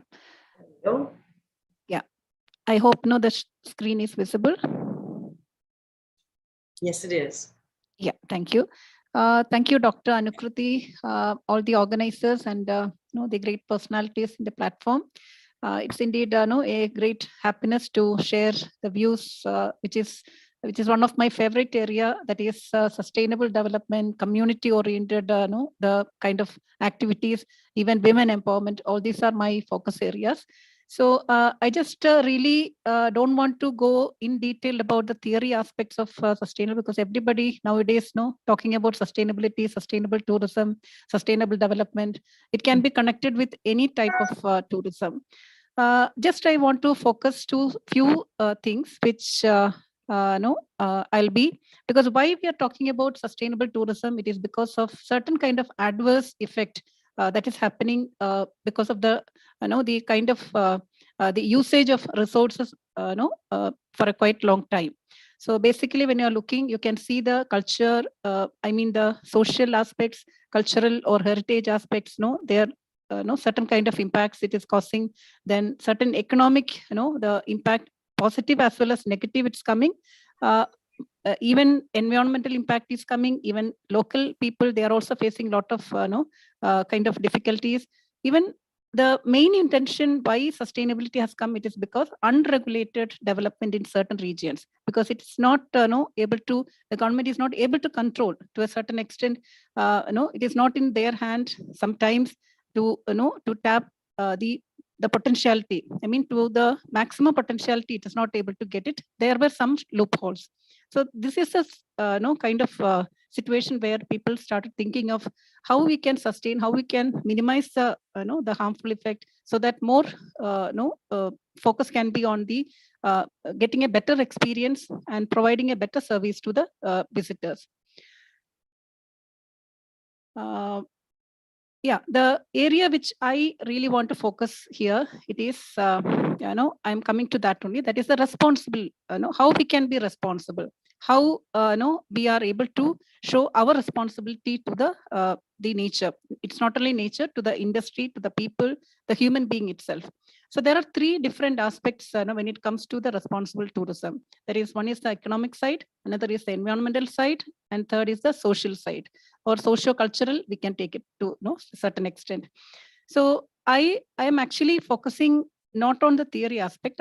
I just want to talk about the state which I belong to. I'm very happy to say that I'm from Kerala, and the place where the responsible tourism, the initiative which is, I can say that it is something like a model kind of the development strategy they have brought out, and the government as well as all the stakeholders, all these, how they have made the Kerala, especially Kumaragam. Kumaragam, it's a place where it's actually almost only 2 hours from my hometown. So I'm very much, frequently I have been to these places. So how the kind of nature, how they have retained, how responsibly the development have continued, and maybe I can say this is why they have no wonder why they got continuously 2 years the best responsible, the place, the award itself. Okay, the World Tourism Award. in that the best responsible award, why they have got it, it is because of the continuity in sustaining, I cannot say sustaining, continuity in the following whatever the rules, whatever the kind of development strategy. So basically, I won't take much time. I'm just going to why I'm focusing this Kumaragam. I can see Kumaragam is basically, it is one of the nature, say nature's paradise. Kerala is a God's own country, we are saying, and you can see Kumaragam, it is the kind of how they are retaining the naturality. It is actually known for a bird sanctuary. Also, you can see the kind of life, the local life, even mangrove, the place where the whole the lake area, how the mangrove cultivate, how it is the sustainability again it is maintaining. Then even you can see the different activity. So I'm focusing to only few things. I'm just saying. 1 second. Yeah, I missed. Okay. So how here, what is happening here with the local tourism? The local, how their involvement. It is basically through certain kind of activity. We can experience when you're going to Kumaragam, the place, basically it is a very typical kind of village area where you cannot experience any kind of modern amenities. There are modern amenities, but focus more is on the how you can utilize the local resources. So when you are going to one day, if you're spending in Kumaragam, you can also feel how much you are being with the nature, how much natural, how much you are as a the kind of satisfaction which you are getting, you may not get it in a urban area. Okay, why? It is because the kind of life it starts with the various activity you are involving the community. You can see how the lifestyle there. They are also being part of. I can just mention few kind of activity which people are focused. That is, you can see, you can actually go with them to the rice fields. You can go, you can have a canal cruise. You can also have some kind of fishing, or you can see how. See, basically, the place which is famous for even coir. Okay, you can see how they are making the coir. It is manufacturing. Then even you can climb on a coconut tree. That is also possible nowadays. The kind of experiential kind of travel. The kind of tourism they are promoting. So all these are basically making Kumaragam one of the best kind of example for responsible based development. Tourism development it is happening.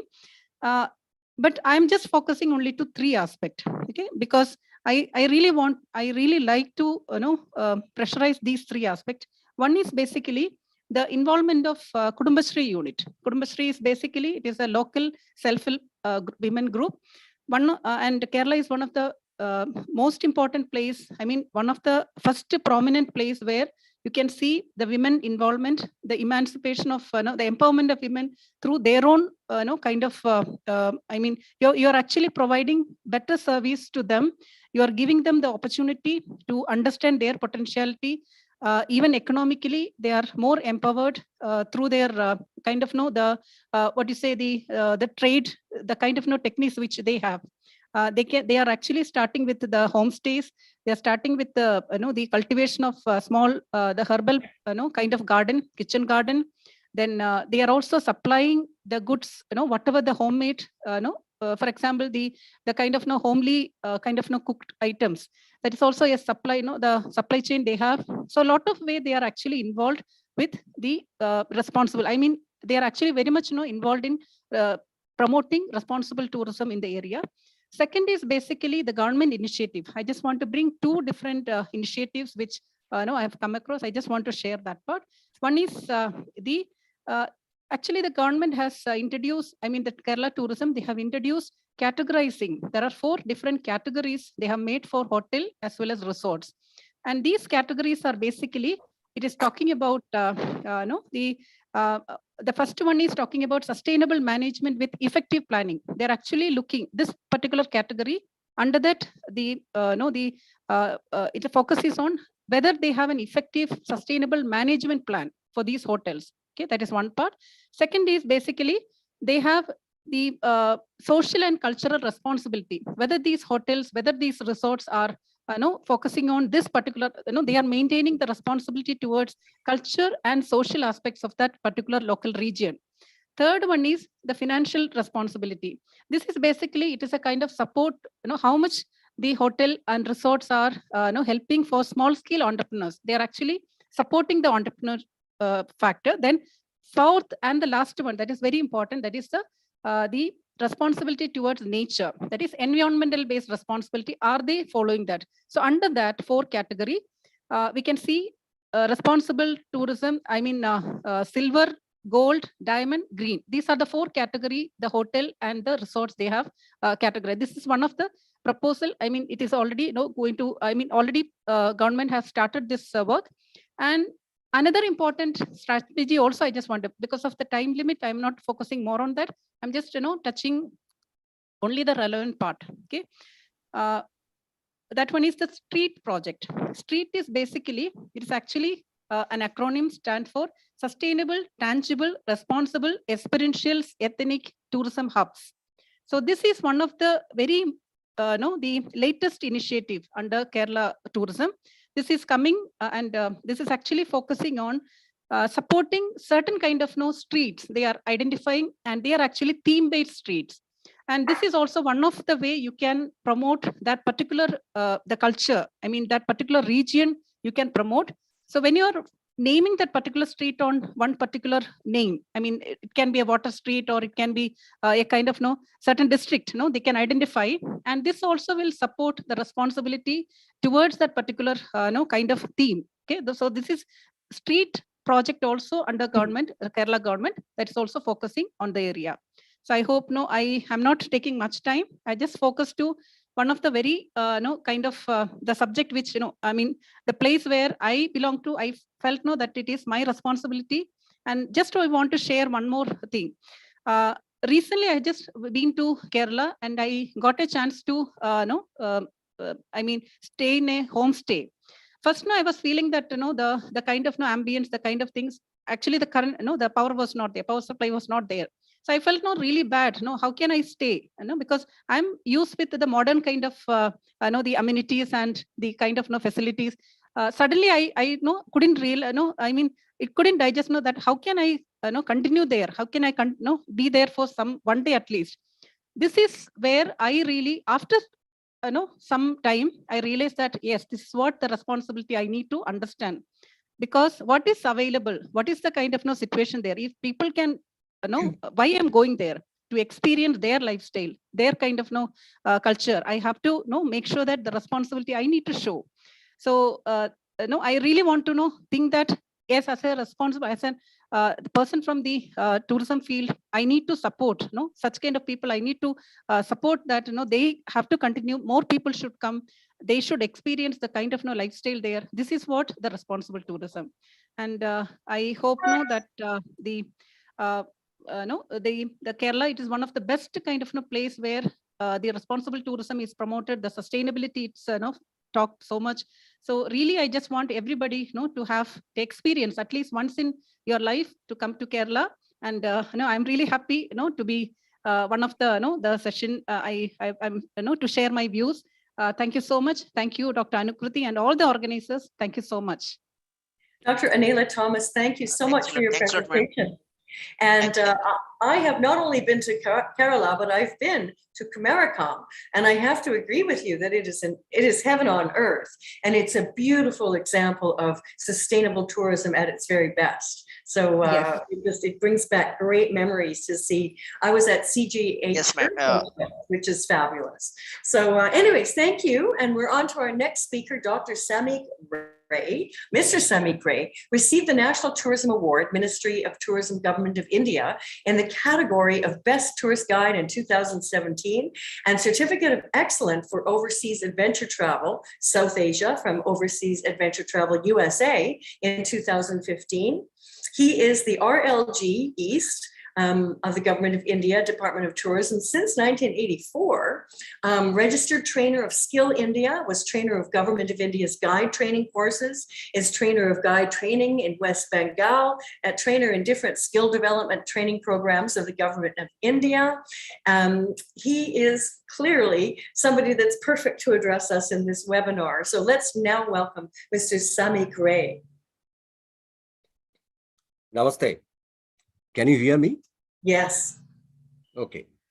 Namaste, distinguished speakers and learned audience. It is a great pleasure for me to be here to learn a lot of things from the previous speakers. Thanks to the organization and special thanks to Anukrati Madam for inviting me to this webinar. 38 years of experience in tourism industry in varied capacity made me a keen observer of many changes in tourism practices, and blessed to be experienced to come across people of diverse nations, classes, faith, feelings, tastes, vibes, social status, intellect, and professions. But I found that the majority, except academics, and a few involved in making policy, plan, implementation, and practice of sustainable tourism do not have clear perception about sustainability and sustainable tourism practice. And they are not even concerned about it. In India, between 2015 and 21, sustainable tourism criteria for India, STCI, and state, as well as national strategy and roadmap for sustainable tourism were developed. Sustainable tourism practice guidelines and indicators for classified hotels and homestays, approved operators have been implemented. The criteria and indicators for rural tourism practices are being made. Government, trade bodies, academic institutions, research institutions organize seminars, workshops, webinars, panel discussions, publish proceedings, guidelines, roadmaps, research papers. All these things happened throughout this period. But still, people who are traveling, people who are in practice, majority of them, not aware what is sustainability. It showed, in fact, that majority of tourism industry stakeholders are left out of the purview of those guidelines, though they share a large part of rolling tourism economy of the country. They were capable to create enough negative impacts, putting the destination sustenance as a tourism destination at stake. Secondly, none of the sustainability concern criteria guidelines make plan to aware tourists about sustainable practice though tourist is the most important stakeholder. Thirdly, revenge tourism phenomenon is common at low COVID period, as already some previous speakers already told it. Most destinations begin to suffer from domestic over tourism due to it. To cope with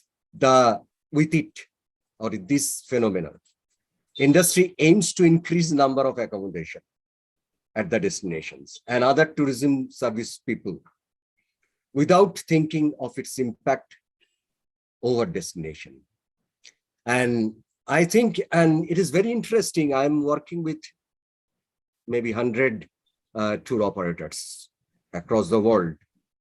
And after, or rather I can say when COVID is diminishing, the people are started to inquiring. None of them, except one, ask for any kind of sustainable program in this eastern part of India. They want to harp on more and more of the traditional programs. Except one UK, I'm not going to mention the name of that agent or operator, a UK agent. They asked for a kind of program using sustainable vehicles like e-rickshaw, local train, metro facilities, all those things. It is very interesting, and I made for them the program. So it is, at this point, I can say, we talk about carrying capacity, we talk about the government policies, we talk about the unregulated development. But to me, very important is to solve this sustainability problem, mass scale awareness programs or sensitization programs, regular media coverage about benefits of sustainable tourism, and make responsible tourist service providers, local community are needed, which is very important to me, because government and other people, stakeholders, they are promoting. Even we know about Dekho Apna Desh program, we know about the Ek Bharat Shrestha Bharat program, we know about the Azadi Trail program. All these promotional, digital promotional programs happen. But no one think of such kind of sensitization, mass scale sensitization program, or the responsible tourism program for the tourist and providers. So this is my input for the solution to the sustainability practice in tourism in India. Thank you. Mr. Simi, great, thank you. You definitely have your finger on the pulse, so you would know. We have another speaker who's actually a dear friend of mine, and that's because we traveled to India together. And I think that when you're with a group of people in India, you do form some pretty strong bonds because of everything that India has to offer. Also because my next speaker has a heart of gold. Her name is Debica Sen, and if the name Sen is ringing a bell to you, other than Debica speaking before on these webinars, yes, her dad was the first Indian man to swim across the English Channel, as well as numerous other swimming accolades. So Debica has over a decade with a classic tours collection and innovative, unique experiences. Notably, she created the Women's Empowerment Tour, one of which I was on, after being selected for and participating in the Goldman Sachs 10,000 Small Businesses Program. During this time, Debica developed the unique Women's Empowerment Tour of India, which led to additional tours of historical importance, from women empowerment tours to Tahiti, Croatia, and Japan, to her one-of-a-kind journey into Imperial Russia. So let's give the floor now to Debica Sen. Thank you, B, for this opportunity, and also Razi Sultana for this beautiful platform. And I want to thank Dr. Sharma. You did a great job. And my fellow speakers, it's such a privilege to be a part of this panel of speakers. I wish to say that travel has evolved through the ages, from trading to spiritual, leisure, and adventure. It is a culminating of creating employment to local communities, impacting positively on a society, its environment, and economy. Tourists not only explore a destination, but also get a glimpse into a foreign culture and people. The experiences leaving the traveler enriched spiritually, emotionally, and intellectually. Simultaneously, the destination too gains financially from this interaction. Thus, one can safely say travel and tourism shapes a country's economy and also gradually closing the gap between people of different ethnicities, cultures, and so on. When hotels, guides, and tour operators get together and work in developing unique travel experiences on behalf of their guests, local homestays visiting local factories where a dying art form such as Athugudi tiles in Chettinad, or staying at one of CGH Earth properties, tourists get a glimpse of what different homes in various states of Kerala are like. The experience of even recreating an authentic village experience, where one can sit on a charpoi, get tea from a typical tea shop that has been recreated in the hotel premises. And it brings back a feeling of what it is to be a part of a society. It enables people to, the authenticity of what travel should be about.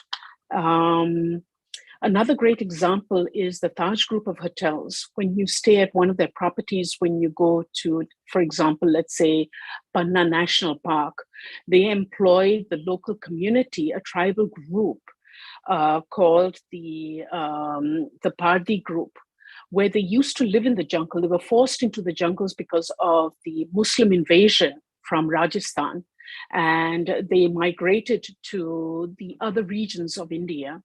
And they learned the art form of imitating animals, mimicking the way they stalk the birds and the let's say the wolves and the tigers.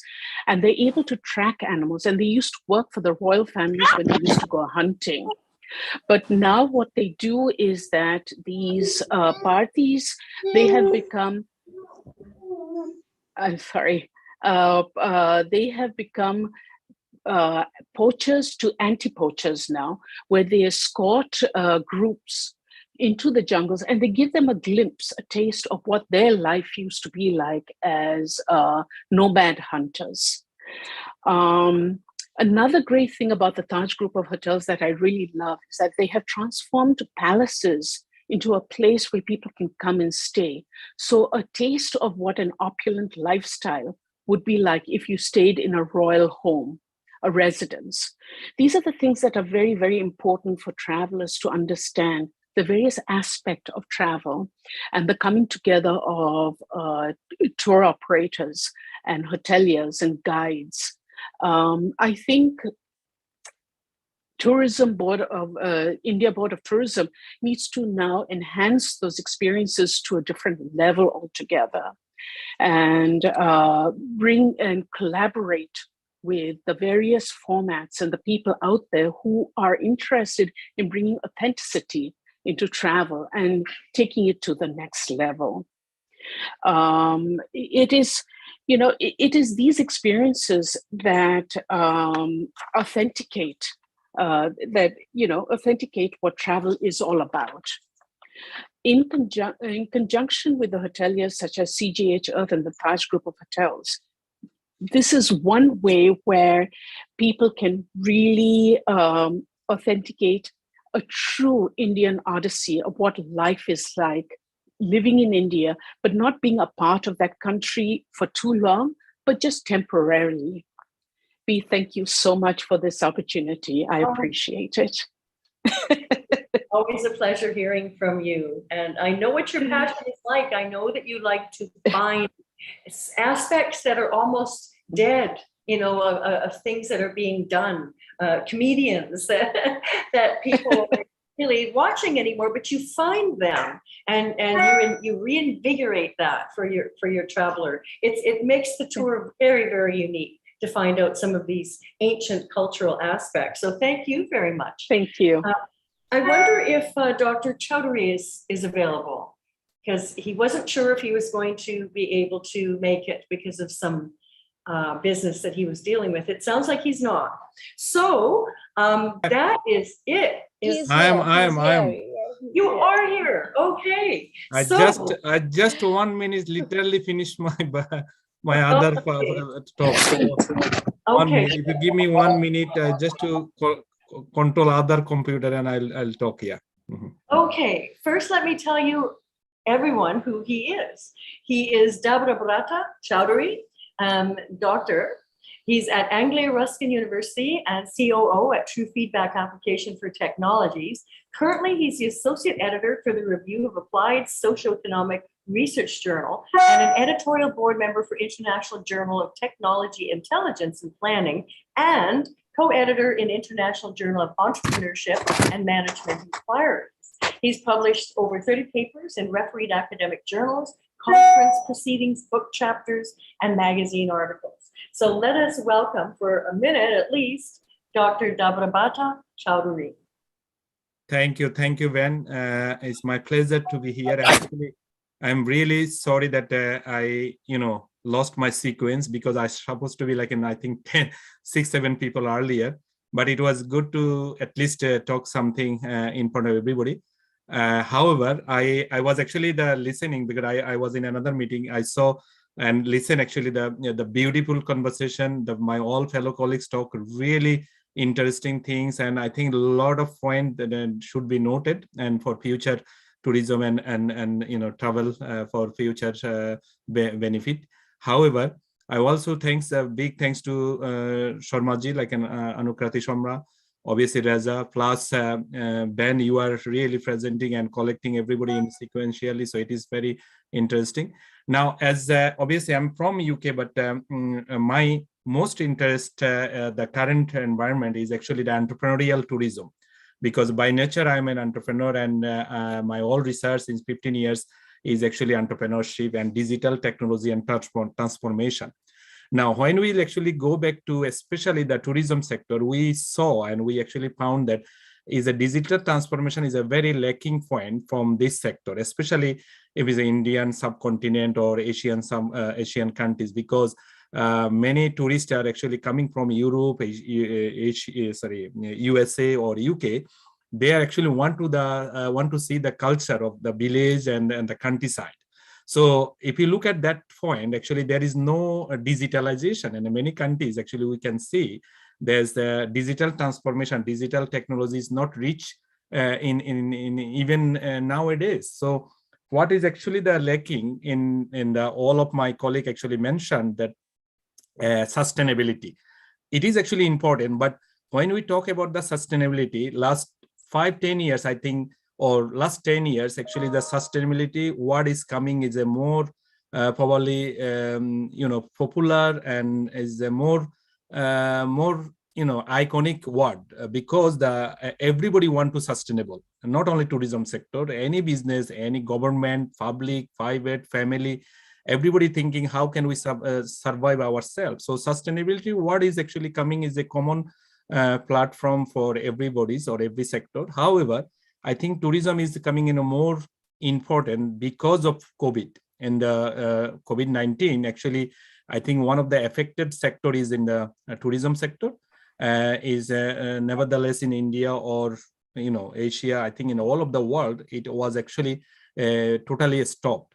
Now, if you look at the lot of social media and especially UK, last few months, all airport is actually become chaotic because of the lot of tourists want to, out from country, they want to go somewhere.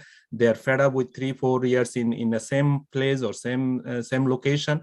So the one important thing is coming to the choosing of the destination. I think some of our colleagues talk about, like, obviously India is one of the destination. However, and the question is coming to now that how we can see that connectivity between the India and the rest of the world, especially to sustainable model and development. Some of our colleagues actually mentioned, I like this, I think Dr. Roy mentioned that 38 years of is becoming observer, and he says, I think these are things very important, like in what legacy we are actually bringing in the current environment, especially this digitalized world. What kind of thing we need to be understood in terms of tourist attraction. Now, I'm giving one example, like in many countries, people are, traveling to getting some kind of taste of food, taste of culture, and varieties of memorable things. In the meantime, what is happening in the very small thing happen on this particular visit of like they lost their wallet, or they lost some kind of a small memorable things, and it make them very upsetting. So my real things is actually finding, like, and I'm thinking like an entrepreneur, if it's entrepreneurial mind mapping, government should or policymaker should think about in anyhow the safety, especially to giving in a high safety from tourism. Even if they don't safety their local people, they need to care about the foreign tourists to make sure that these people are coming here as a tourist, as a guest, to getting the highest security. So any cost, whatever it is, costing from government or local authorities or even local. I actually like one of my colleagues actually talking about the local people. Actually, this is the most important sustainable business development from local authorities. Like the public should know the guest coming to their village or their localities, how they can treat them, how can they bring in a highest what is called treatment, so people will remember them and people will come again and again. And it is actually word and mouth. Now, when we're talking 10 years ago, the people actually not talking too much. You might not be agree with me now, because now people talking too much. The way they talk in the Facebook, Twitter, Instagram, and all those digital media, And if you do something wrong, it goes probably 100 times faster than 10 years ago. So you have to be very careful about the local authorities, local government, and the government who are actually caring about the tourism and tourist attraction. You have to be really, putting those things in the first place. Then how or what monitoring message or measurement you are taking, so then people can see the good option rather than the bad one. Because bad one is actually not a bit too big, but it actually impact and affect is hugely. So then actually a lot of people are losing their business, and especially now the COVID time, we need to be care about the social media interaction, like who telling what. Obviously, there is a competition, there is a competitive advantage we have to think about. If you're talking about the India, you have to think about in the surrounding countries, who is doing what, how it is affected, and all those things. So social media is actually, I think, most dominating tools that is actually creating value and destroying the value as well. So that is actually my speech, because I actually not want to put too much, because I saw that other colleagues did that really, really great things, and they bring a lot of PowerPoint presentation experience. And my personal office experience, I'm not coming from purely tourism sector, but last 3-4 years I'm writing a book chapter and working with Professor Anukrati Sharma. So it actually making me a lot of interest about the tourism and especially travel and tourism. But I think my intention is actually the entrepreneurial tourism, like in making young people for this sector to creating value throughout the digital transformation, like in how we make the villages connecting to the city connecting to the town or the capital, and then rest of the world. So that is from me. Thank you very much for everyone, and thanks to organizing committee and especially to Ben that you are connecting to everybody, and thanks for my request that you accepted and you bring me in the last speaker. Thank you very much. Thank you, Dr. Chaudhary. That was great. It's unfortunate that everyone only has 10 minutes, because we could certainly listen for hours to all of our speakers today because of their education, their experience, all of the solutions towards this. So once again, I'd like to thank them all and remind them that, remind every one of you that's watching that you can find their information online on this website, tourismwebinar.com. So now we're just going to head back to our chairwoman for her wrap up on everything we've just listened to for the last couple of hours. So let's welcome back to the platform, Anukrati Sharma. So I'm really very much, excited again to make the concluding remarks. Am I audible to everyone? There is some electricity cut, by the way, right now at my place. Well, just to conclude with all the speakers, because, it was such an excellent webinar. I must commit this.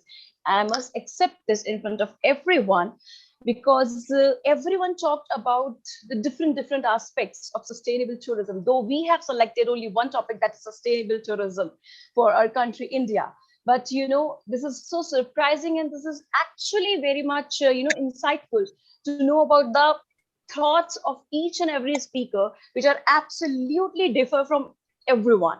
And what I can conclude in 1 or 2 paragraphs, if I want to say, or in 1 or 2 sentences, that if you really wish to experience India and really want to give back something meaningful to the country, please try to consider travel with sense of responsibility. Try to be a responsible tourist, first of all. That is a must. The first point which I have jotted down from everyone. So Ajay Prakash, he said very rightly that never estimate the power of one. And this is the one sentence which is fitted in my mind now, because this is something which is really thought-provoking and very much encouraging, the words which he said during his talk, that never estimate the power of one. Dr. Kapil Sharma said very nicely that rather than making a negative approach, we have to be taken, proactive measures for developing sustainable tourism in India. And if you will talk about Professor Rao, he very well talked about the green websites. Professor Bagley talked about the checking of the flow of the tourists, especially at the hill stations and the destinations which are in demand. So actually, he talked about over-tourism, that how to control over-tourism to protect the environment, right? And Dr. Manpreet Aurora very well addressed the issue related with the microfinance, how wonderfully she connected microfinance with tourism. That was really, really great.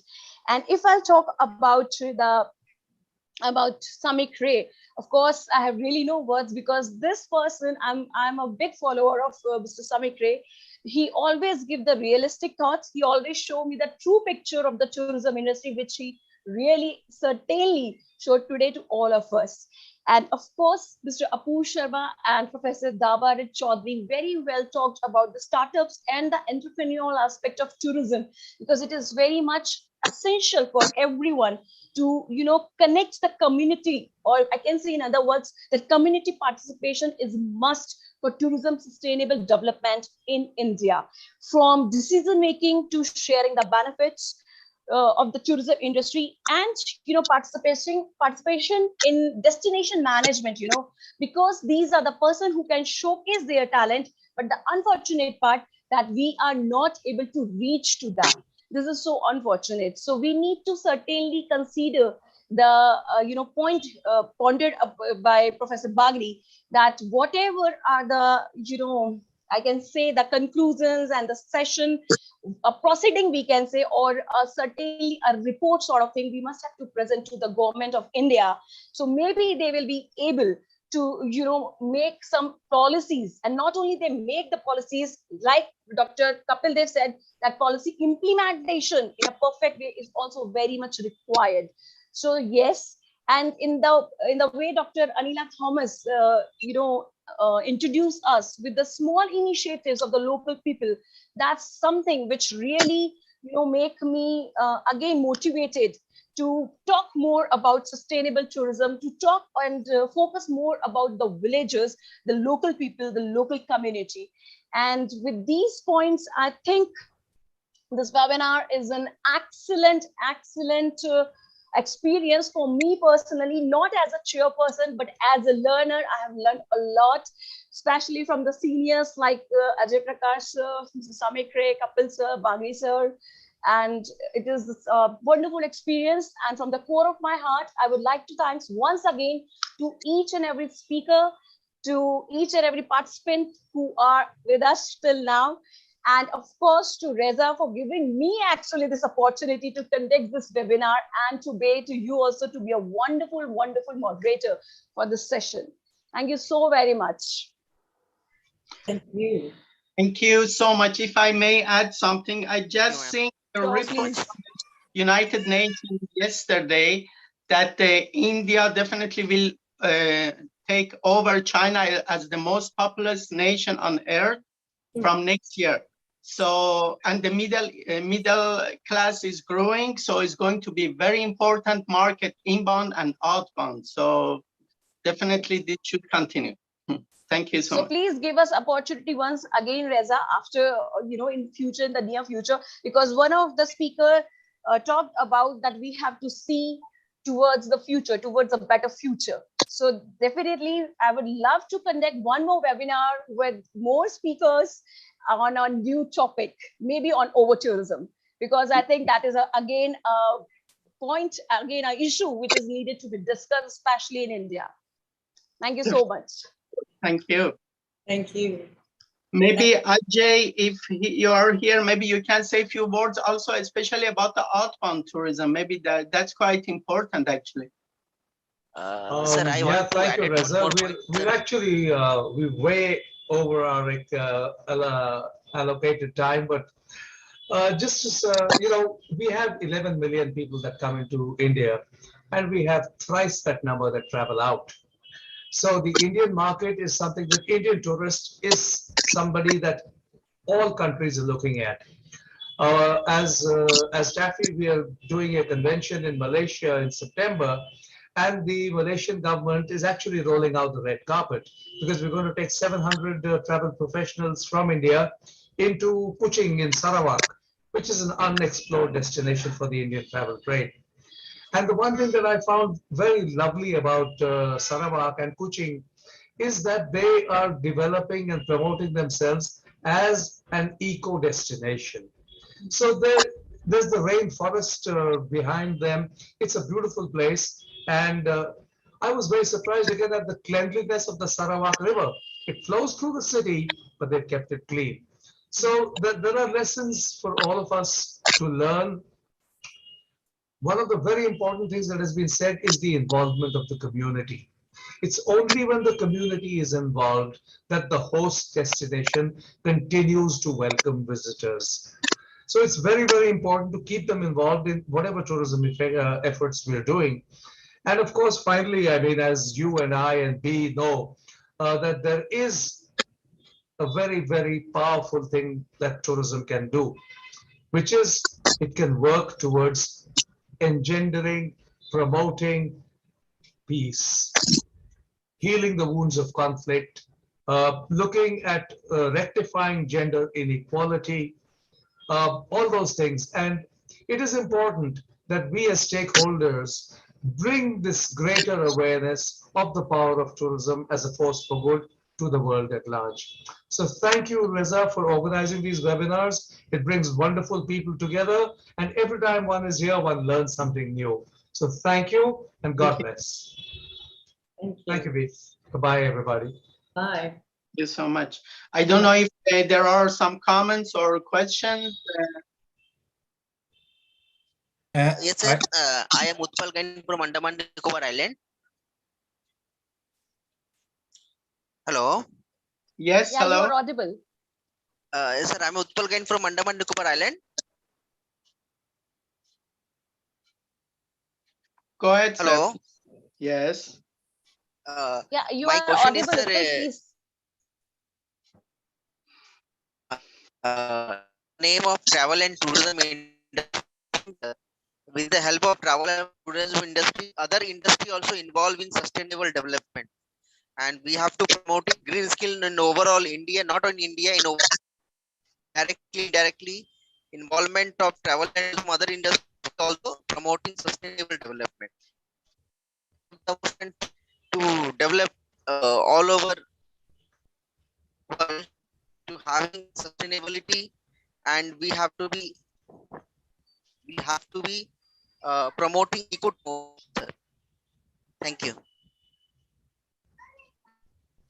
Thank you. Thank you. I don't know if there are any questions or comments.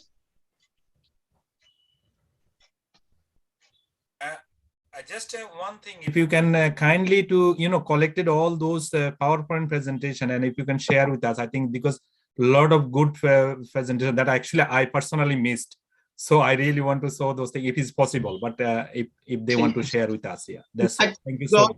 Yeah, if you go to the past webinars, you see always the PowerPoints of the speaker. So if they provided us, it will be there. Definitely from tomorrow, everything will be uploaded. Thank you so much. Thank you. The opportunity to ask the speaker to see their PowerPoints. Hi, I have a few observations. May I please share? Please.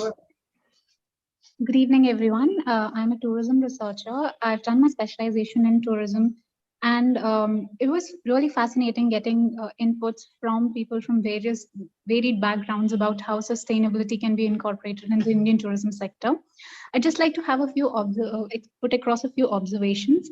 So in terms of incorporating and realizing the sustainable tourism dream in India, the Ministry of Tourism, Government of India has in fact released a national strategy for sustainable tourism in April this year with an aim to mainstream sustainability in the Indian tourism sector and to ensure creation of a more resilient, inclusive, carbon neutral and resource efficient tourism while safeguarding natural and cultural resources.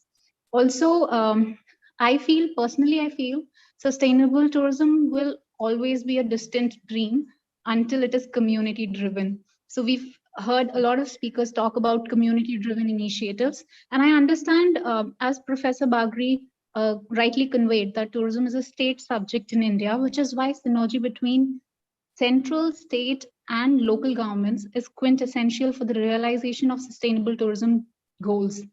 Also, Mr. Ajay Prakash spoke about the power of one. So as a solo traveler, personally, I have seen ground level changes, though very limited, but I feel we are on our way to make sure that we have a sustainable tourism setup in the country.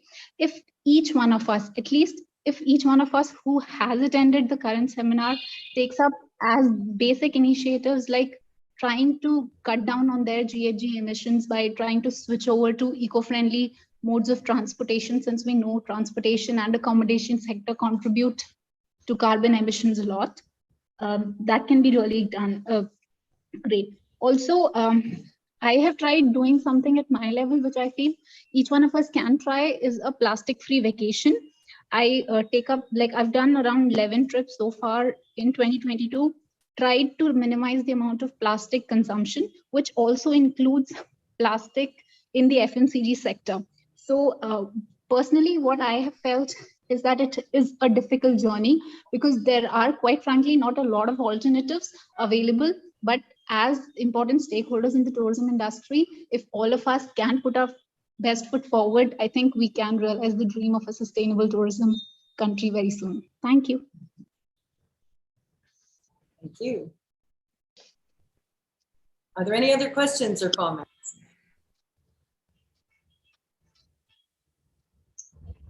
Well, I think that concludes our tourism webinar on India for today then. Thank you everybody for participating. And once again, thank you, Reza, for organizing this incredible group of speakers. Have a wonderful day. Namaste. Namaste. Thank you, Namaste. Thank you, everyone. Thanks, everyone. Thank you so Namaste. much. Thank you. Thank you, ma'am. Thank you, Reza. Thank you, ma'am. Thank you, everybody. Thank you, ma'am, for wonderful session providing. Thank you, Ajay sir. Thank you, so much, Kapil ma'am. sir. Thank you. Thank you, Reza. Thank you, Thank you, Kapil Aurora. Thank you, ma'am. Thank And we you. knew the session for this Thank you, topic and Samik other sir. issues, ma'am. Thanks a lot. Thanks a lot, ma'am. Thanks a lot. Thank you. Thank you, Professor Daba.